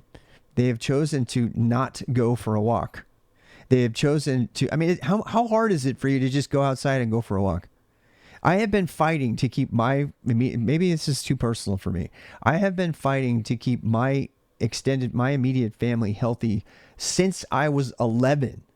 I have been saying, can we please get a family membership? Can we go do this? And despite all of the circumstances, despite the fact that I was raised in a family that was poverty, that was on welfare cheese, I was the oldest of 8, that I had to earn my own money to buy my own fucking pants, that I had to do a paper route at 11 years old, that I had to do all of these things, that I had to constantly fight against the diet that I was forced to eat all the time, that if I wanted money. So this is personal for me. And I maintained the health. I did endurance sports. I did everything. Everybody else in my family got porked out like fucking pigs, including my parents. My parents would go down to 7-Eleven to have a moment together, to have a date, and they would pay $8 for nachos with cheese sauce, and they would leave the things in the car, but they didn't have money to pay for whatever the fuck else had to happen in our house, or for my pants or something. And you know what? they were fighting against choices that they had made. The choice to have 8 kids, we'll start with that one. The choice to be fat their whole lives. The choice to give up and say, oh, I don't give a shit. And I was in that thing, and I survived, and I kept my endurance, and I kept my health despite the circumstances of my environment. It's important that you understand this about me, because that is where I'm coming from. I was in a food desert. I was in a welfare home, and I managed to be a competitive triathlete and to stay healthy. And frankly, the laziness and the willingness to get fat and without any respect for the God that they profess to believe in has tainted my opinion on this topic, because I grew up in it. So I don't want to hear your fucking excuses for it, because I didn't do it. Okay, I'm done. I got to stop talking about that. Because it's very personal for me. Obviously, my leg is shaking. I hate it. I hate it when people do that. I fought over and over and over and over again to get our family healthy. When I was in my 30s and I was doing triathlons, I found these big, long walks that you could do as a family. And I tried to invite them. I said, hey, as a family, why don't we get together and rally around this activity? Why don't we go have this nice walk? It's made for people that are obese and people that are fighting with health issues and stuff. No, you know what they did instead? They waited until they were 50 something, and they all got this hyper expensive surgery to have their stomach stapled, rather than not eat nachos when they were a kid and buy a family health club membership, which they could have easily paid for when I was 12. And I asked for it. I said, please, as a family, this is not good for us. Can we please not do this anymore? And I tried to not be judgmental, and I tried to be polite, and I tried to say, hey, let's just do this. Let's do this as a family. But no, they get this super hyper expensive multi-$1,000 process when they're 50, and now they're all got type 2 diabetes. It's about to fall off the face of the earth. And I'm sorry, I'm very emotional about this topic, because I have been front and center to obesity because of laziness and disrespect for their bodies. And I am sick and tired of apologizing for it. There is no excuse for that, because you can be born with it, and you can have all of the things working against you in your favor. You can be in a food desert and everything, and you can still come out of it healthy. Anyway. There's fat children, yes. People who get fat at an early age and stay fat through their lives, yes. It's bad. It's sad. And by the way, their bodies hard code themselves to being fat too, there's science on that now. So, cheese is cocaine. Yeah, it is for me too. Is it 35? I had a BMI over 35. Yeah. Yes, I did. First time in my life. The first time in my life I had a BMI over 35 in February, and I lost 10 kilos. I stopped streaming, and I lost 10 kilos. And because I mean, seriously, I started getting stretch marks from being so big. That's the most that I've let myself go ever. And the reason I did it was because I was doing a lot of coding and stuff. I have no excuse. I'm pointing the finger at myself here. I have no excuse for what I did to myself. And I was very judgmental of myself, and my self-esteem went down because I knew I'd lost control of my health. And then I took control of it again. And I probably am going to lose control of it again as I age. It's harder and harder and harder to keep control of your health as you age. And that's why I'm reading this book. Didn't know about these laws. I'm from the Netherlands and I cycle daily. Hell yeah. Again, it's a societal problem as well, right? Class 3, formerly known as morbid obesity, is BMI of 40 plus. Cleveland Clinic says that. Well, it was high. I'm pretty sure I was over 40. Yeah. Maybe I wasn't morbidly obese. Maybe I was just obese. No, I was, I'll put it this way. I'm 5'8" and a half. I'm 5'8" and a half, and I weighed 95 kilos. 5'8" and a half, and I weighed 95 kilos. So you can figure that out. I just remember looking it up, and I'm pretty sure I saw obese. In fact, I told my wife that she was obese, and she got pissed at me. I said, percentage-wise, body fat-wise, and she looked it all up, and she said for women, their BMI is higher because they're women. And so it turned out that she wasn't. She wasn't obese. She was just overweight. And I wasn't even doing it to criticize her. That's not the reason I did it. Capitalism is the reason we're fat. Hollywood actors are on steroids. I know. We're going to talk about. Actually, I hope we talk about that too, because if you're over 50, is it okay to do T therapy, which is steroids, or not? Right. That's going to be a topic. If I had money like Hugh Jackman, they'd call him Rob Jackman because he'd be jacked. Anyone who blames generations, genes. You need to learn about the conservation of mass. Yeah, genetic engineering will fix us all. Healthier, not eating less is what you need. I think you're right. Many of people give up because they're tired of losing and weight, saying, I choose to be fat. It's a form of acceptance of themselves. The personal experience is not a whole lot of data, Rob. I agree. But I'm telling you what my biases are. If we're going to have a conversation here, then you should know I'm just telling you what my biases are. That's why I got so personal. Okay? And it was hard for me to do that. So the reason I got so personal is because I think I owe it to you to know where my biases are coming from and why I'm so spun up about it, right? Because I mean, if you want to have a healthy conversation with someone, I think understanding where they're coming from is a good place to start. And is it true that I'm completely off my rocker and that's non-scientific and I'm overly emotional about something that should be more scientific? Absolutely. That's why I'm telling you. Okay. If you're living in a Western country and you complain about health food, you have no idea what the rest of the world is struggling with. It's a good point. Solving obesity would take systematic changes in America. No shit. Pretty hard when 120 plus heat indexes are out. Absolutely. There are ways to that's actually, I want to talk about that. How can you stay healthy when the rest of the world is on fire and you can't even go outside, right? Do you need a $6,000 bike? I've actually studied prison health a lot because, and they have time. Is it just time? I mean, yeah. Yes. Colorado, no individuals an island. Absolutely. Human behavior is complex. A lot of people talk about food as an expense. Start thinking about an investment as many priorities your health. Absolutely. In fact, the guy who did 40-30-30 says you should treat food as medicine. Nothing should pass your lips unless you would treat it just like medicine, because every single thing you put in your mouth has an effect on your body.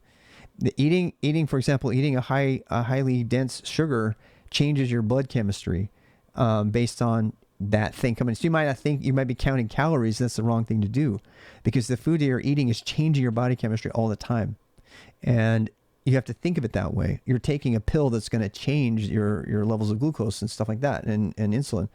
And you have to think about eating that way. And the best health shape I've ever been in, the picture of me on Twitch, the ripped picture of me surfing, that was when I didn't put anything in my mouth that I didn't approve of. Now I'm since gotten a little bit lazier on that. Alcohol, I wasn't drinking any alcohol back then. And it's a balance, right? Because I also want to have fun. It's not like I want to tell everybody, if you're drinking a beer, you owe it to society to not drink beer, you motherfucker. That's not what I'm saying. There are people who think that, especially Mormons. If everybody were just Mormon, everybody would be healthy and live forever, right? There are Mormons who think that, and then they go to Leatherby's and they eat a pound of ice cream. I've seen it personally. It's been so much easier to eat healthier since now I can control the food at home. Yeah, that's been my thing, actually. When I was really ripped and really healthy, it was because I was controlling what went into my fridge. Ever since I married Doris, and she gets mad because she thinks I'm blaming her. I'm not. But my wife, she puts whatever the hell she wants in that fridge. And she makes amazing food. She's a huge, amazing cook. And so there's always stuff around, some of which I buy. I'm not putting this on her. And she's just an amazing cook, and she's always making great stuff. And she's always like, I'm on my period, so I brought home pizza. I don't know how many times I've heard that. She's going to hate me for talking about this. So she brings pizza home, and pizza destroys me. I love pizza, but it absolutely destroys me.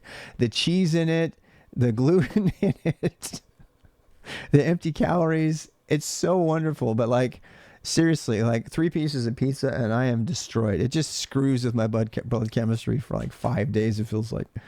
Plus, then I'm, nobody can really do dairy, so I have problems with that too. Anyway. I wish I would stop losing weight. Oh, the problem I have, I'm losing too much weight. And that's a problem too. We should probably talk about that too. I know that's a very real problem for a lot of people. Car-dependent infrastructure, definitely a negative impact on health. Absolutely. Yeah. Just to think, how many centimeters and kilograms? 174 centimeters, 94 kilograms. So if you want to figure out my BMI, we're the same height. Nice. Yep, that's me. You're not obese. You're just short.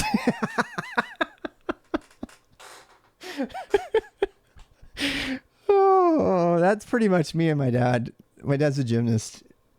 My dad is, it's a crazy story about my dad is he was, I could probably find a picture of him. He was a competitive trampolinist and gymnast. He has really short, stubby legs. He's really like me, but he's really super fucking strong. And I mean, his coach used to have him eat, he tells a story. His coach used to have him eat like potato chips like crazy for the salt and electrolytes. You know, this is back in the 50s and actually maybe 40s even. And so, yeah, he would, he just porked right out back when he went to do gymnastics after that. And it was, he's had to struggle. He's one of these guys who's kind of healthy but overweight. He's always has been kind of that way. And we've gone on mountain biking trips together and stuff. And I have good memories of that. I've said it before. I'm going to say it again. I have lost contact by choice with my previously Mormon family for lots of reasons that have nothing to do with them. And I'm just going to say it, just full disclosure. I don't have, I am going to be talking about them a lot. I believe that that's okay as long as I don't violate terms of service. But I personally have chosen to not have contact with them for reasons related to my psychological health. And I don't really want to go into that too much. We are going to talk about emotional health and stuff like that, but I believe that there are certain things that sometimes you have to do that are not anyone's fault, that are just a part of your ability to survive and move forward. And that's, I hope psychological health is at least one chapter in here, because it is a big part of it plays into the whole stress thing and then all the other stuff, right? So we should probably talk about that. People from the U.S. living in Japan for a while, losing a bunch of weight, eating the same amount of food. I've heard a lot of people in Japan getting fat too, eating American food. And they come back to America and gain the weight and lose it all. Yeah, I've heard those stories too. 174 centimeters, 95 kilograms, not fat. I'm 78. And consider lean. I'm going by what I thought was a medical definition of that. If you have the right thing, let me know. BMI is kind of bullshit anyway. I will talk about that. As a third world person, I see Americans suffering from obesity, and it's like suffering from excess. To a person who's having trouble getting food at all, Americans seem to be in heaven. Isn't that interesting? That's a very interesting insight. This is why I'm doing this, by the way, because I'm hoping to I have a pretty broad international community. I don't have a lot of people in my stream at any given time, but I have a very broad international representation of people in my Twitch stream. So I like that. I appreciate that insight. Blame it on Doris. Cauliflower pizza. Oh, hell yeah. My wife actually started making cauliflower. You know what else she made? Oh, it's so stinking good.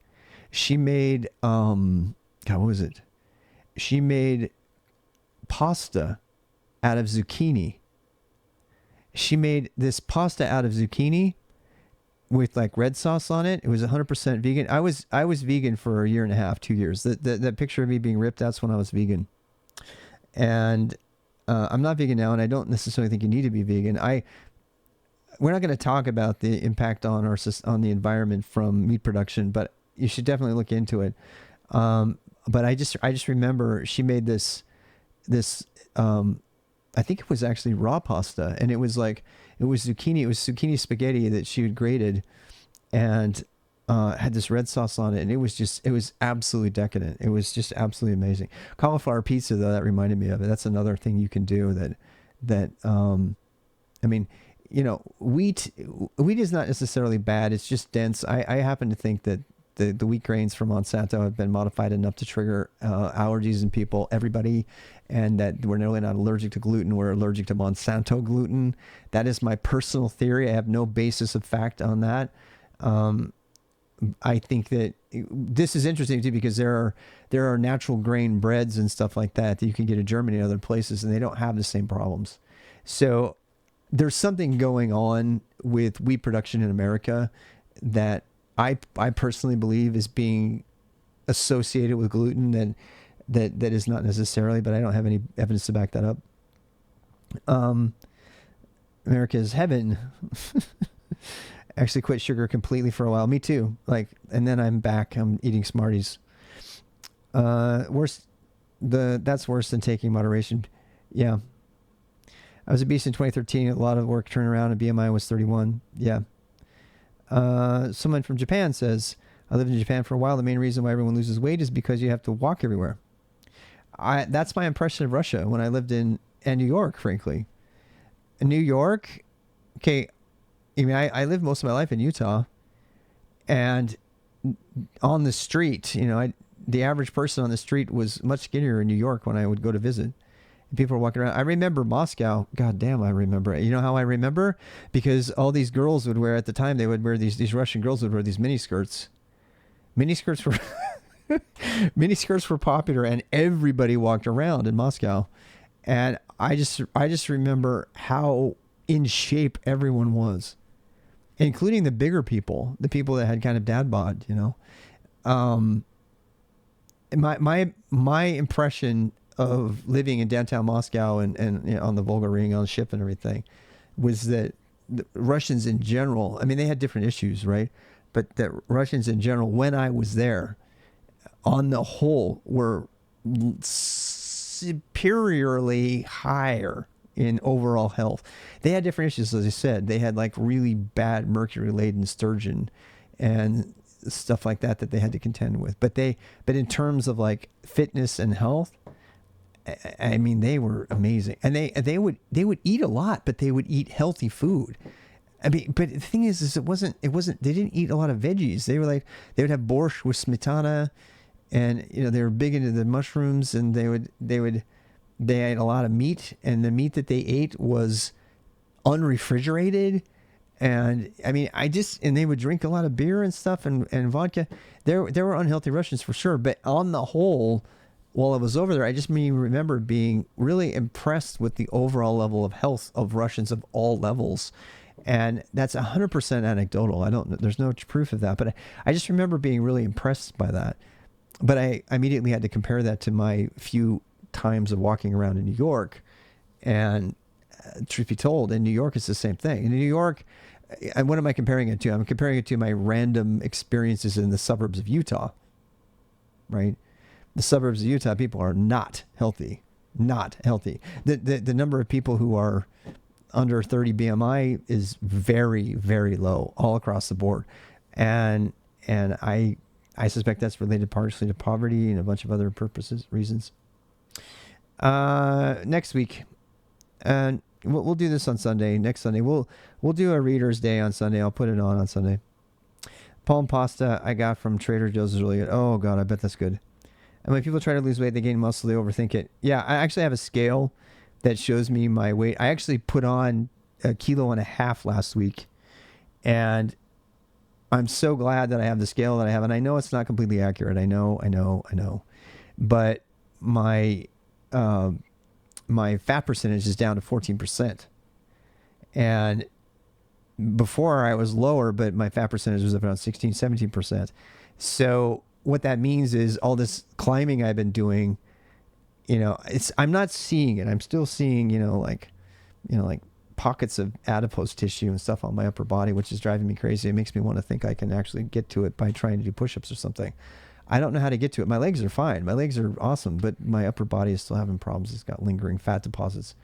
But I'm really happy for that scale because, and by the way, if you try, I'll tell you what I do. I have the Fitbit thing, only because the Fitbit thing gets broadcast into Strava or something, and that goes into Zwift, and then my Zwift, my Zwift weight is automatically updated based on what I weigh myself every day. And you go faster in Zwift if you weigh less. So there's kind of a gamified incentive to weigh less.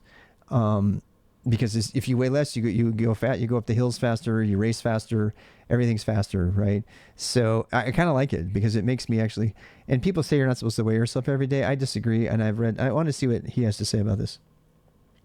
I think weighing yourself every day at the same time after, you go to the restroom or you do a workout or something, I think it's actually really good. I really, really, really love looking at the chart of my weight over time and my body mass index and my percentages, my body fat percent, muscle percent.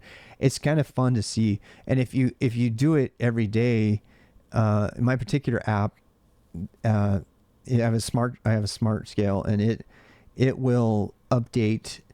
I can weigh myself 3 times a day, and it will take the average of the different weighings, and then it will that's what it'll enter into your stats. And so when I go look at my stats on Strava or on whatever, I think it might actually feed into Garmin. I can't remember. There's like 2 or 3 apps. There's tons of fitness apps, but Fitbit app is the one that's the primary one, supported by everybody. So the scale app reports into Fitbit, and then Fitbit's got like a REST API connection with everything else that I want to track, and so it communicates dynamically to all the other stuff. It's kind of cool because I'll come into Zwift and it'll show me that my weight has changed. So I'm like, believe it or not, I'm motivated to stay within a certain weight range. But cyclists have a problem with this because they are always underweight and they lose their power, and they're more about power to weight ratio, and it's unhealthy, frankly. In fact, this guy right here, Mark Lewis, you see this right here? Mark Lewis, if you don't know about him, Mark Lewis he's worth watching. He's worth watching some stuff. There's a few things about him that you need to know. So he's on active T therapy, which means he's taking steroids regularly. He actually talks about that in his video. He talks about being fat and becoming skinny later. I really, really like him, but I find it sometimes frustrating because he chose to go do the T therapy over 50, and there's no way I could hold up that kind of muscle mass without it. So one of the things I want to talk about in the longevity thing is steroids and stuff like that, and does it still have the same connotation? Do you have to do it all the time once you do it? I have a lot of questions, and that's why I'm going about doing this. But he's also a big Zwifter. And he's kind of a triathlete and a formerly kind of overweight person, and he's constantly fighting with his demons about what he's going to eat and stuff. And his job is making compelling content for YouTube, so he's not a scientist at all. But and there's a lot of people like that out there, and I'm not saying don't watch them or listen to them, but I would much rather hear what someone who's popular and got a bestseller out and who's also backed by science. That's the kind of thing I want to look for. I've been talking a lot. I think I might be actually over my time. I think 90 minutes might be the cutoff, even though we've gone almost 2 hours. The best time you quit sugar, I had an intense headache for 3 weeks after you quit sugar. Wow. Monsanto gluten. Yeah, walking is king. I got myself a stand-up walking desk, lost over 40 pounds. Wow. In the course of a year without even trying. You get so used to it that it becomes like sitting. Wow. Do meaningful work while walking. I love that people are helping each other out in here. Good point about gluten. Go makes you think. This man is my twin. Maybe I should try again. That's the thing. Minimal processed food. Yeah, absolutely. When I was vegan, I don't even know if it was because I was eating vegetables. I think I ate almost no processed foods whatsoever. In fact, when I went shopping, I would go shopping in the produce section. That was it. I mean, I'm serious. I didn't buy bread at all. So I would buy nothing but vegetables. And for a while I was 100% raw, which I now believe raw is totally not the way to go. Carrots, for example, the nutrients in carrots are activated through heat and when you cook them. So thinking you're going to go raw because it's closer to being healthy is not completely true. It's not scientific anyway. But eating good food, it definitely is. And it's more expensive to do that. I used to go to Charlotte just to get tomatoes on sale. I'm not even kidding, because tomatoes are so expensive and they were the bulk of my tomatoes, avocados, bananas, sliced almonds. I banished peanuts I love peanuts, but I banished peanuts and peanut butter from my diet too, because most people are allergic to peanuts too. And I know I am. And peanuts actually mess with you steroidally. It's kind of weird, actually. They do actually. Peanuts make me stay up. Peanuts and peanut butter, they don't digest very well, and they keep you up for a long time. They actually have a steroidal effect on your body. It's interesting. You can go read about that.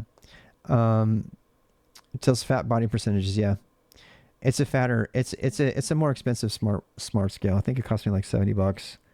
But it does. It tells what it's very unscientific. It sends an electrical impulse through your body, and it measures the resistance, and it assumes the resistance is because of water and fat, and then it gives you a kind of a very ballpark idea of your body fat percentages. It's not scientific, but it's not completely inaccurate, I don't think. So it's funny to hear. You can do skinful calipers. Yeah, they're the cheapest. That's the most affordable way to do it. Um, I'm I'm interested in the skinful caliper test as you age because my skin is a lot looser than it used to be. So I wonder how the skinful caliper test is affected by old age. I don't know, because as they say, when you old, you lose a bunch of thickness in your skin. So I think you'd get a false positive result with the caliper test as you age, because your skin becomes thinner. In fact, a lot of the things that are designed to measure health are designed for people that are young.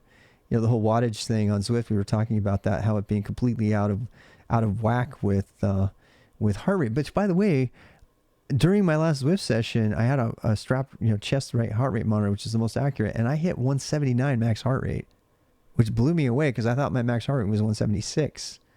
So I don't know if my max heart rate is going up or if I just pushed harder that one day. It was the sprint at the end of a race. But I think that there's a disconnection between zone training, power zone training, and heart rate training for people who are older, because their heart rate's lower, and so they may be pushing a higher heart rate even though their wattage makes them look like they're not doing anything. So these are not things that are considered, because the young people that are, all the training and all the science is based on helping young 20-somethings win races for their favorite bicycle brand, and it's not based on the older people. So an anonymous gifter gave another gift to Mewtru. Hey Q, how are you doing? You said that probably a long time ago. I 2 hours. This is my kickoff, so I'm kind of going overtime here. The problem with checking weight the other day is you need to take into consideration so many things. Absolutely. Well, and that's the thing. I actually do take that into consideration. I know that when I weigh myself, that my weight is going to fluctuate over time, that my level of dehydration. So that's actually one of the reasons to weigh yourself, frankly. That's an old school technique from old triathlon days. Weigh yourself before you work out, weigh yourself after, and drink enough water to make up for the weight. That is, that's a long standing thing to do. Most people do not drink enough water after they work out over time. By the way, if you want, this is factual. If you want to hydrate, it's not about drinking a lot of water all at once. It's about drinking, and I don't do it. I went 2 hours without doing it. God damn it. It's about drinking small sips of water frequently. That is the key to hydration. Actually, most hydration comes from food itself. So that's another reason you should eat, fruits and vegetables and stuff like that, because they have water content in them, and the water provides this idea that you're underhydrated and stuff. It came from these false studies that were created by Gatorade back in the 80s, most of them. So, but hydration is a big part of the weight thing too. What do you eat the day before? How did you move? Yeah, if you're going to do the weight thing, when I do the weight thing, I usually do it. I have a tendency to go to the restroom at the same time, so I will weigh myself after that. I do think there's something to getting your body on a digestive cycle. And we were talking about sleep cycles, but I think the more important cycle is the digestive cycle. And making sure you don't eat foods that cause your food to stay in your belly too long, so it ferments and rots and stuff and causes you all kinds of problems. And there's a lot of really good writing on that. The 40-30-30 diet, by the way, is designed on forcing food to stay in your stomach longer, so that your glycemic index of the entire food in your stomach is lower. But I happen to think that that's extremely dangerous. I think it actually damaged my gut by doing the 40-30-30 diet as a triathlete, because the whole point of it is to help the blood sugar trickle. And the way you do that, according to that diet, is you eat a combination of macronutrients that cause the food to stay in your system longer. And when you do that, depending on the food, I think I do. I think I messed up a part of my gut, because you get a lot more acid production. The food is around a lot longer. And then when I got really ripped and the best shape I've ever been. And I swear to God, that picture on my Twitch, I was a vegan and I started following the opposite diet. Natalie, what's her name? And basically, it's not really a diet. It's just a way of eating. And that approach to eating is to have smaller meals that don't mix foods that can't digest together, right? Even though your stomach has as many neurons as a dog brain, and to adapt to digesting the food, there are certain foods that if you eat them together, they can't digest together, period. And the 40-30-30 diet the zone diet was designed to leverage that to cause the food to stay there. And this was a different approach. The approach was, you shouldn't really do that. You should eat food. You want your gut to stop working so that all of that energy in your system can, I mean, you know this, right? If you eat food, you get cold on your extremities and everything because your whole body is now focused on digesting food. But if you focus on eating meals that digest more quickly, whatever your interval, then your body can get on with the business of repairing itself from the workout you just had, or working out, or doing any number of other things. And so that was revolutionary for my health. When I stopped trying to force food to be in my stomach forever so that I would have my glucose levels would be consistent over the day, and I started eating high micronutrient foods, particularly vegetables and raw and stuff like that, and deliberately didn't mix them and didn't eat foods that caused my digestive system to stop.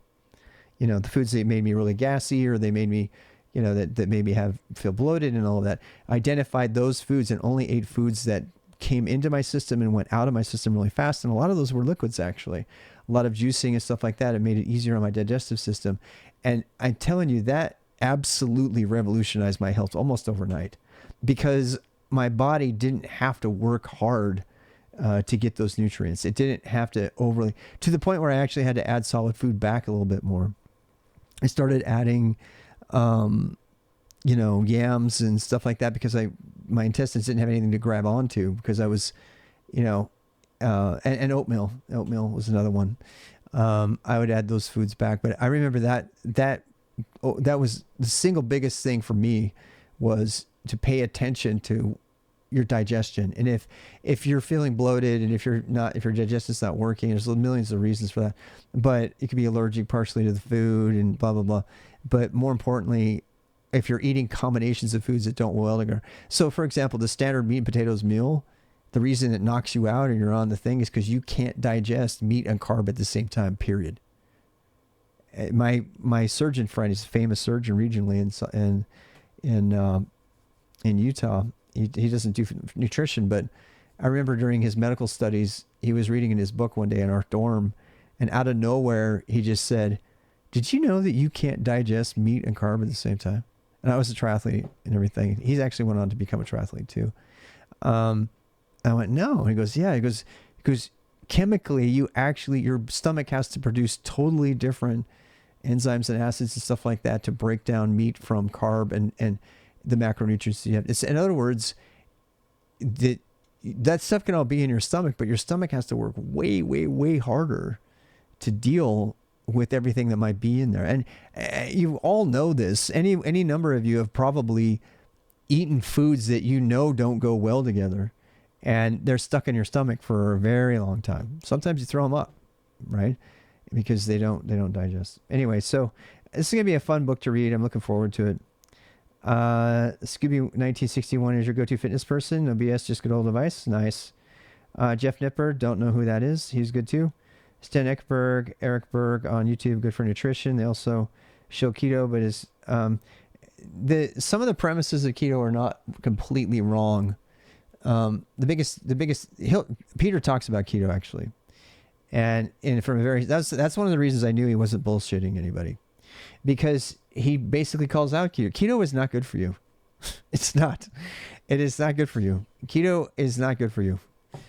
I'm just going to say it. I'm going to say it again. Keto is not good for you. Experience with carb quantity to see how you feel. Yeah.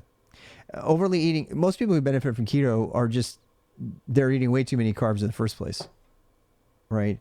And so, yeah. You got sick when you try. Yeah, it's totally bad. I fall asleep after 15 minutes after I eat. Yep. I can't sleep. Okay. It's actually kind of bad for you to sleep while you're digesting. It's also bad for you to sleep and not have any food in your system. So what's the answer there? That's something I'm seeking out. I've been experimenting with that lately.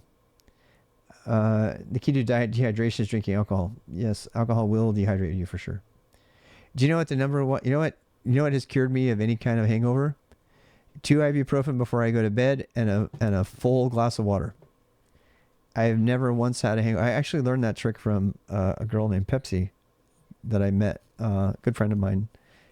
Never romantically involved when I was single, and I had not done the drinking thing. I hadn't gone to parties and stuff. She was taking me to all these crazy parties, and she said, "This is what you need to do. You need to take right before you go to bed. You need to take 2 ibuprofen." And I absolutely think that works. I think the reason it works is because it blows your capillaries up. I mean, your blood is more effective because it's all thinned out. Ibuprofen, above all, this is a known trick for endurance athletes.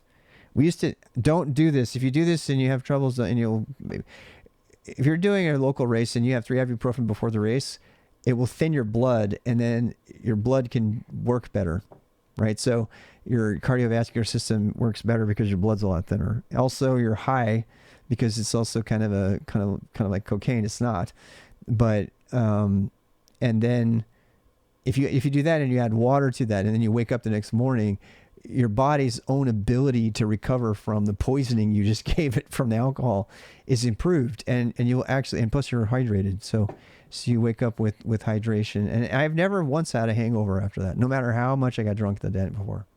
There have been times when I've fallen asleep and woken up still drunk because I was dehydrated and I still had alcohol in my system.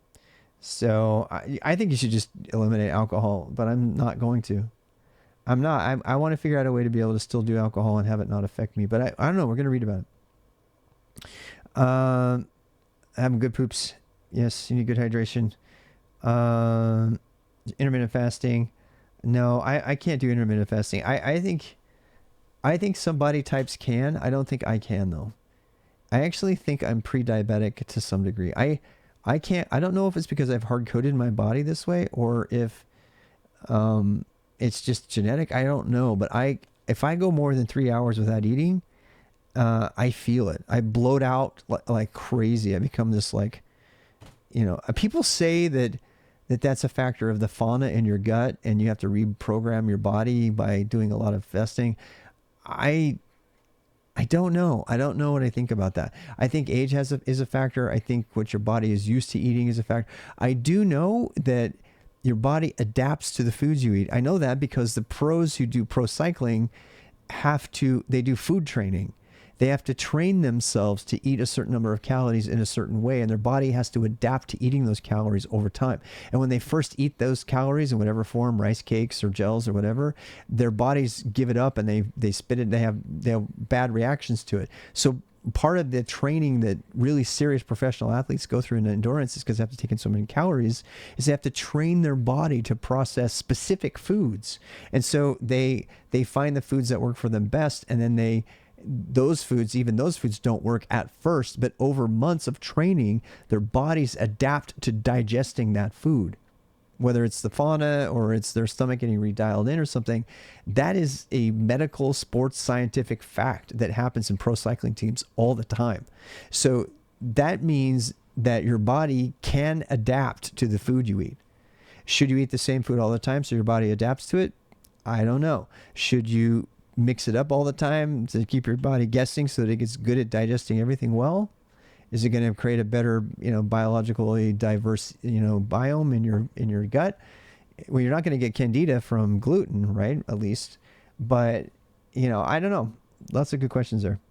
Probiotics. I did a strain of I was a huge anti-probiotic. I thought it was a bunch of bullshit, and I did during that month that I lost all that weight. I'm not shilling for this, but I won't even say which one.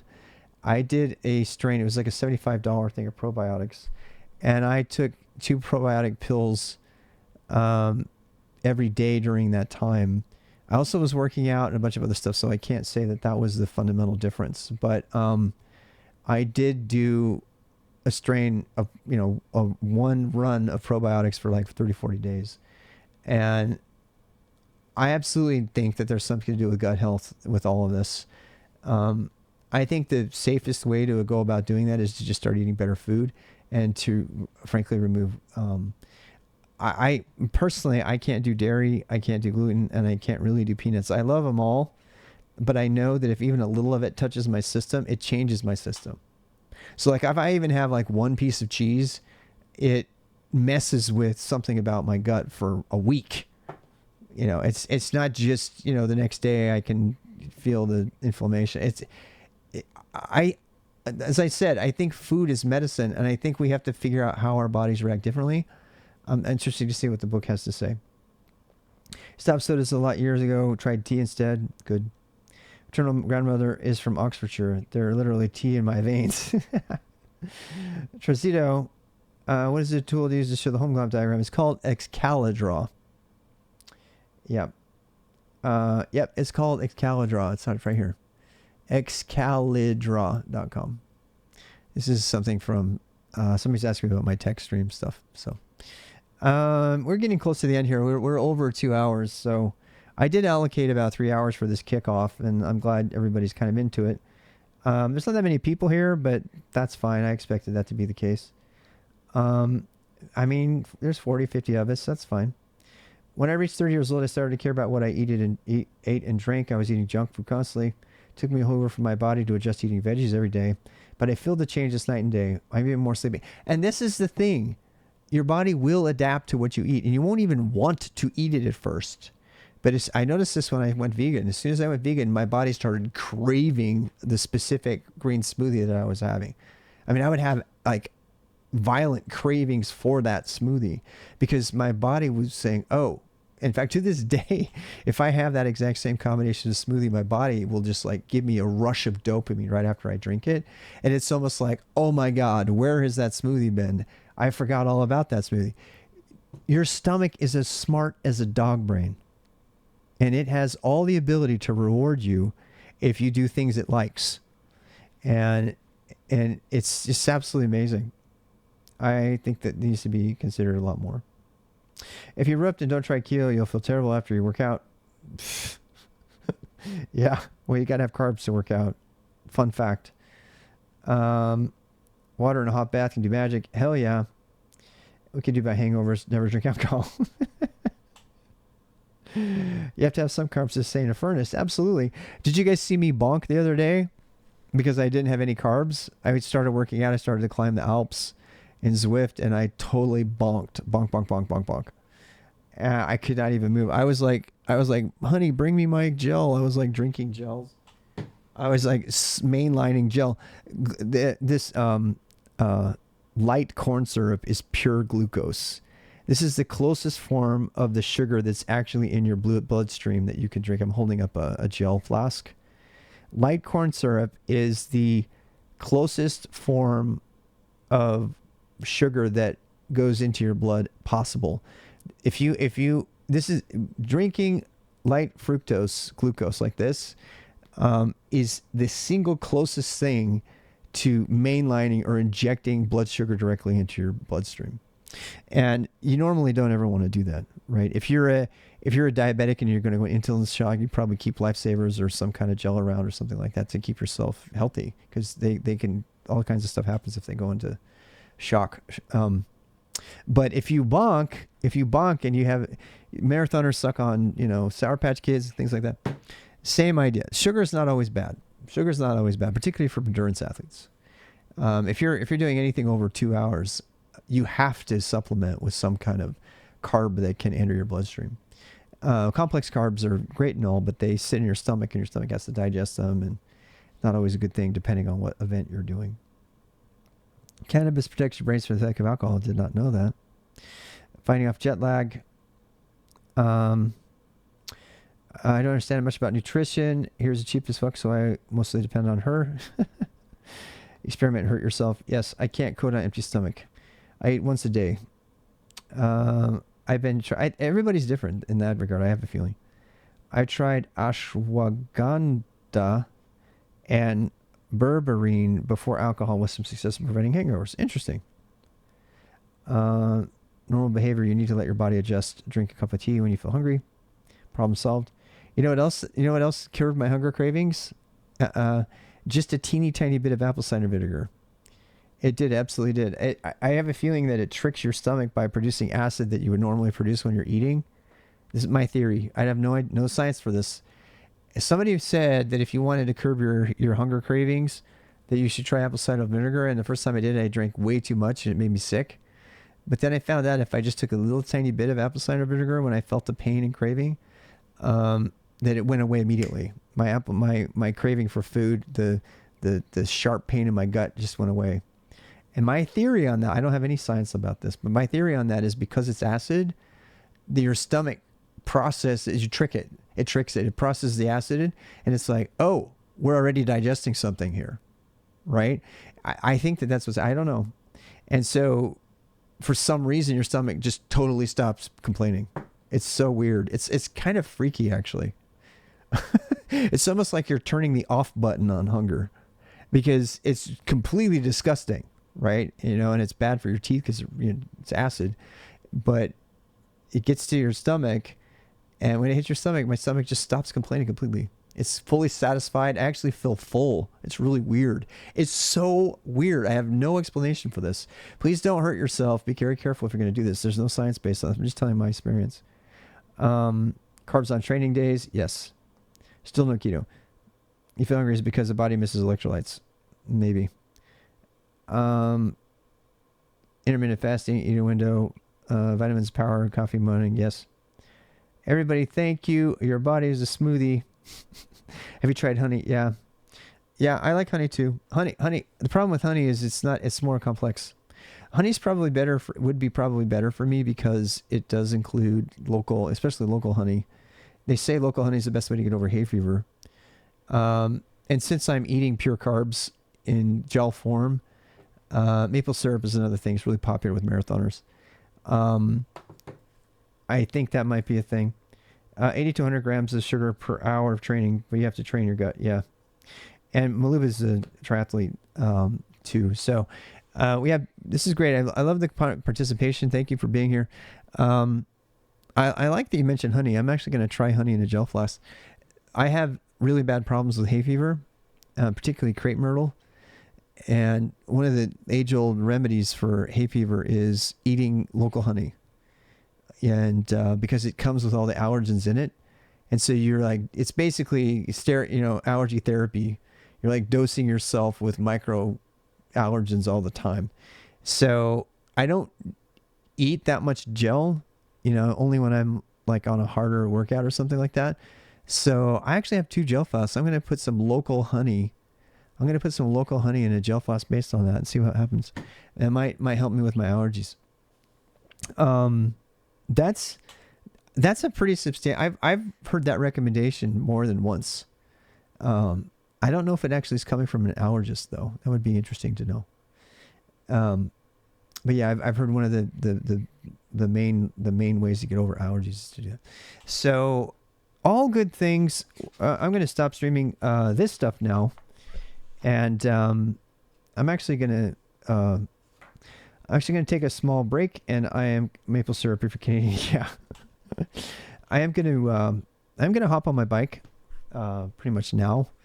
And because this has been a fun conversation, and I feel like I'm not doing anything big. I'm just going to do about an hour of hill climbing. And so if you want to join me for that and you're on YouTube, you can come on in and do that. I'm not normally going to post that stuff because I have music in the background, so I don't post that to YouTube. Thank you for being here. This has turned out to be about 2 hours and 2.5 hours. I don't think these conversations are going to go 2.5 hours in general going forward, but today that's fine. I am going to do the bike thing, and I don't know if I'm going to be able to stream after that. We'll find out. If I do stream after that, it's going to be related to the stuff with the Go Releaser. And tomorrow, just in terms of, actually, I'm going to go ahead and say goodbye to the YouTubers, and then I'll give everybody else the fun facts about this stuff. So thank you, YouTube, for being there. Again, this is rwxrob.tv on Twitch, rwxrob, and on YouTube. And we'll talk to you next Sunday. I do not know exactly what time. Watch the calendar for that. Calendar is linked from all the places that you can go normally to find. That's the best way to know when I'm going to be on. Sometimes I don't post things on the calendar until they're about an hour out from happening. But that's where you can go do that. So we'll talk to you later, YouTube. Thank you for being here.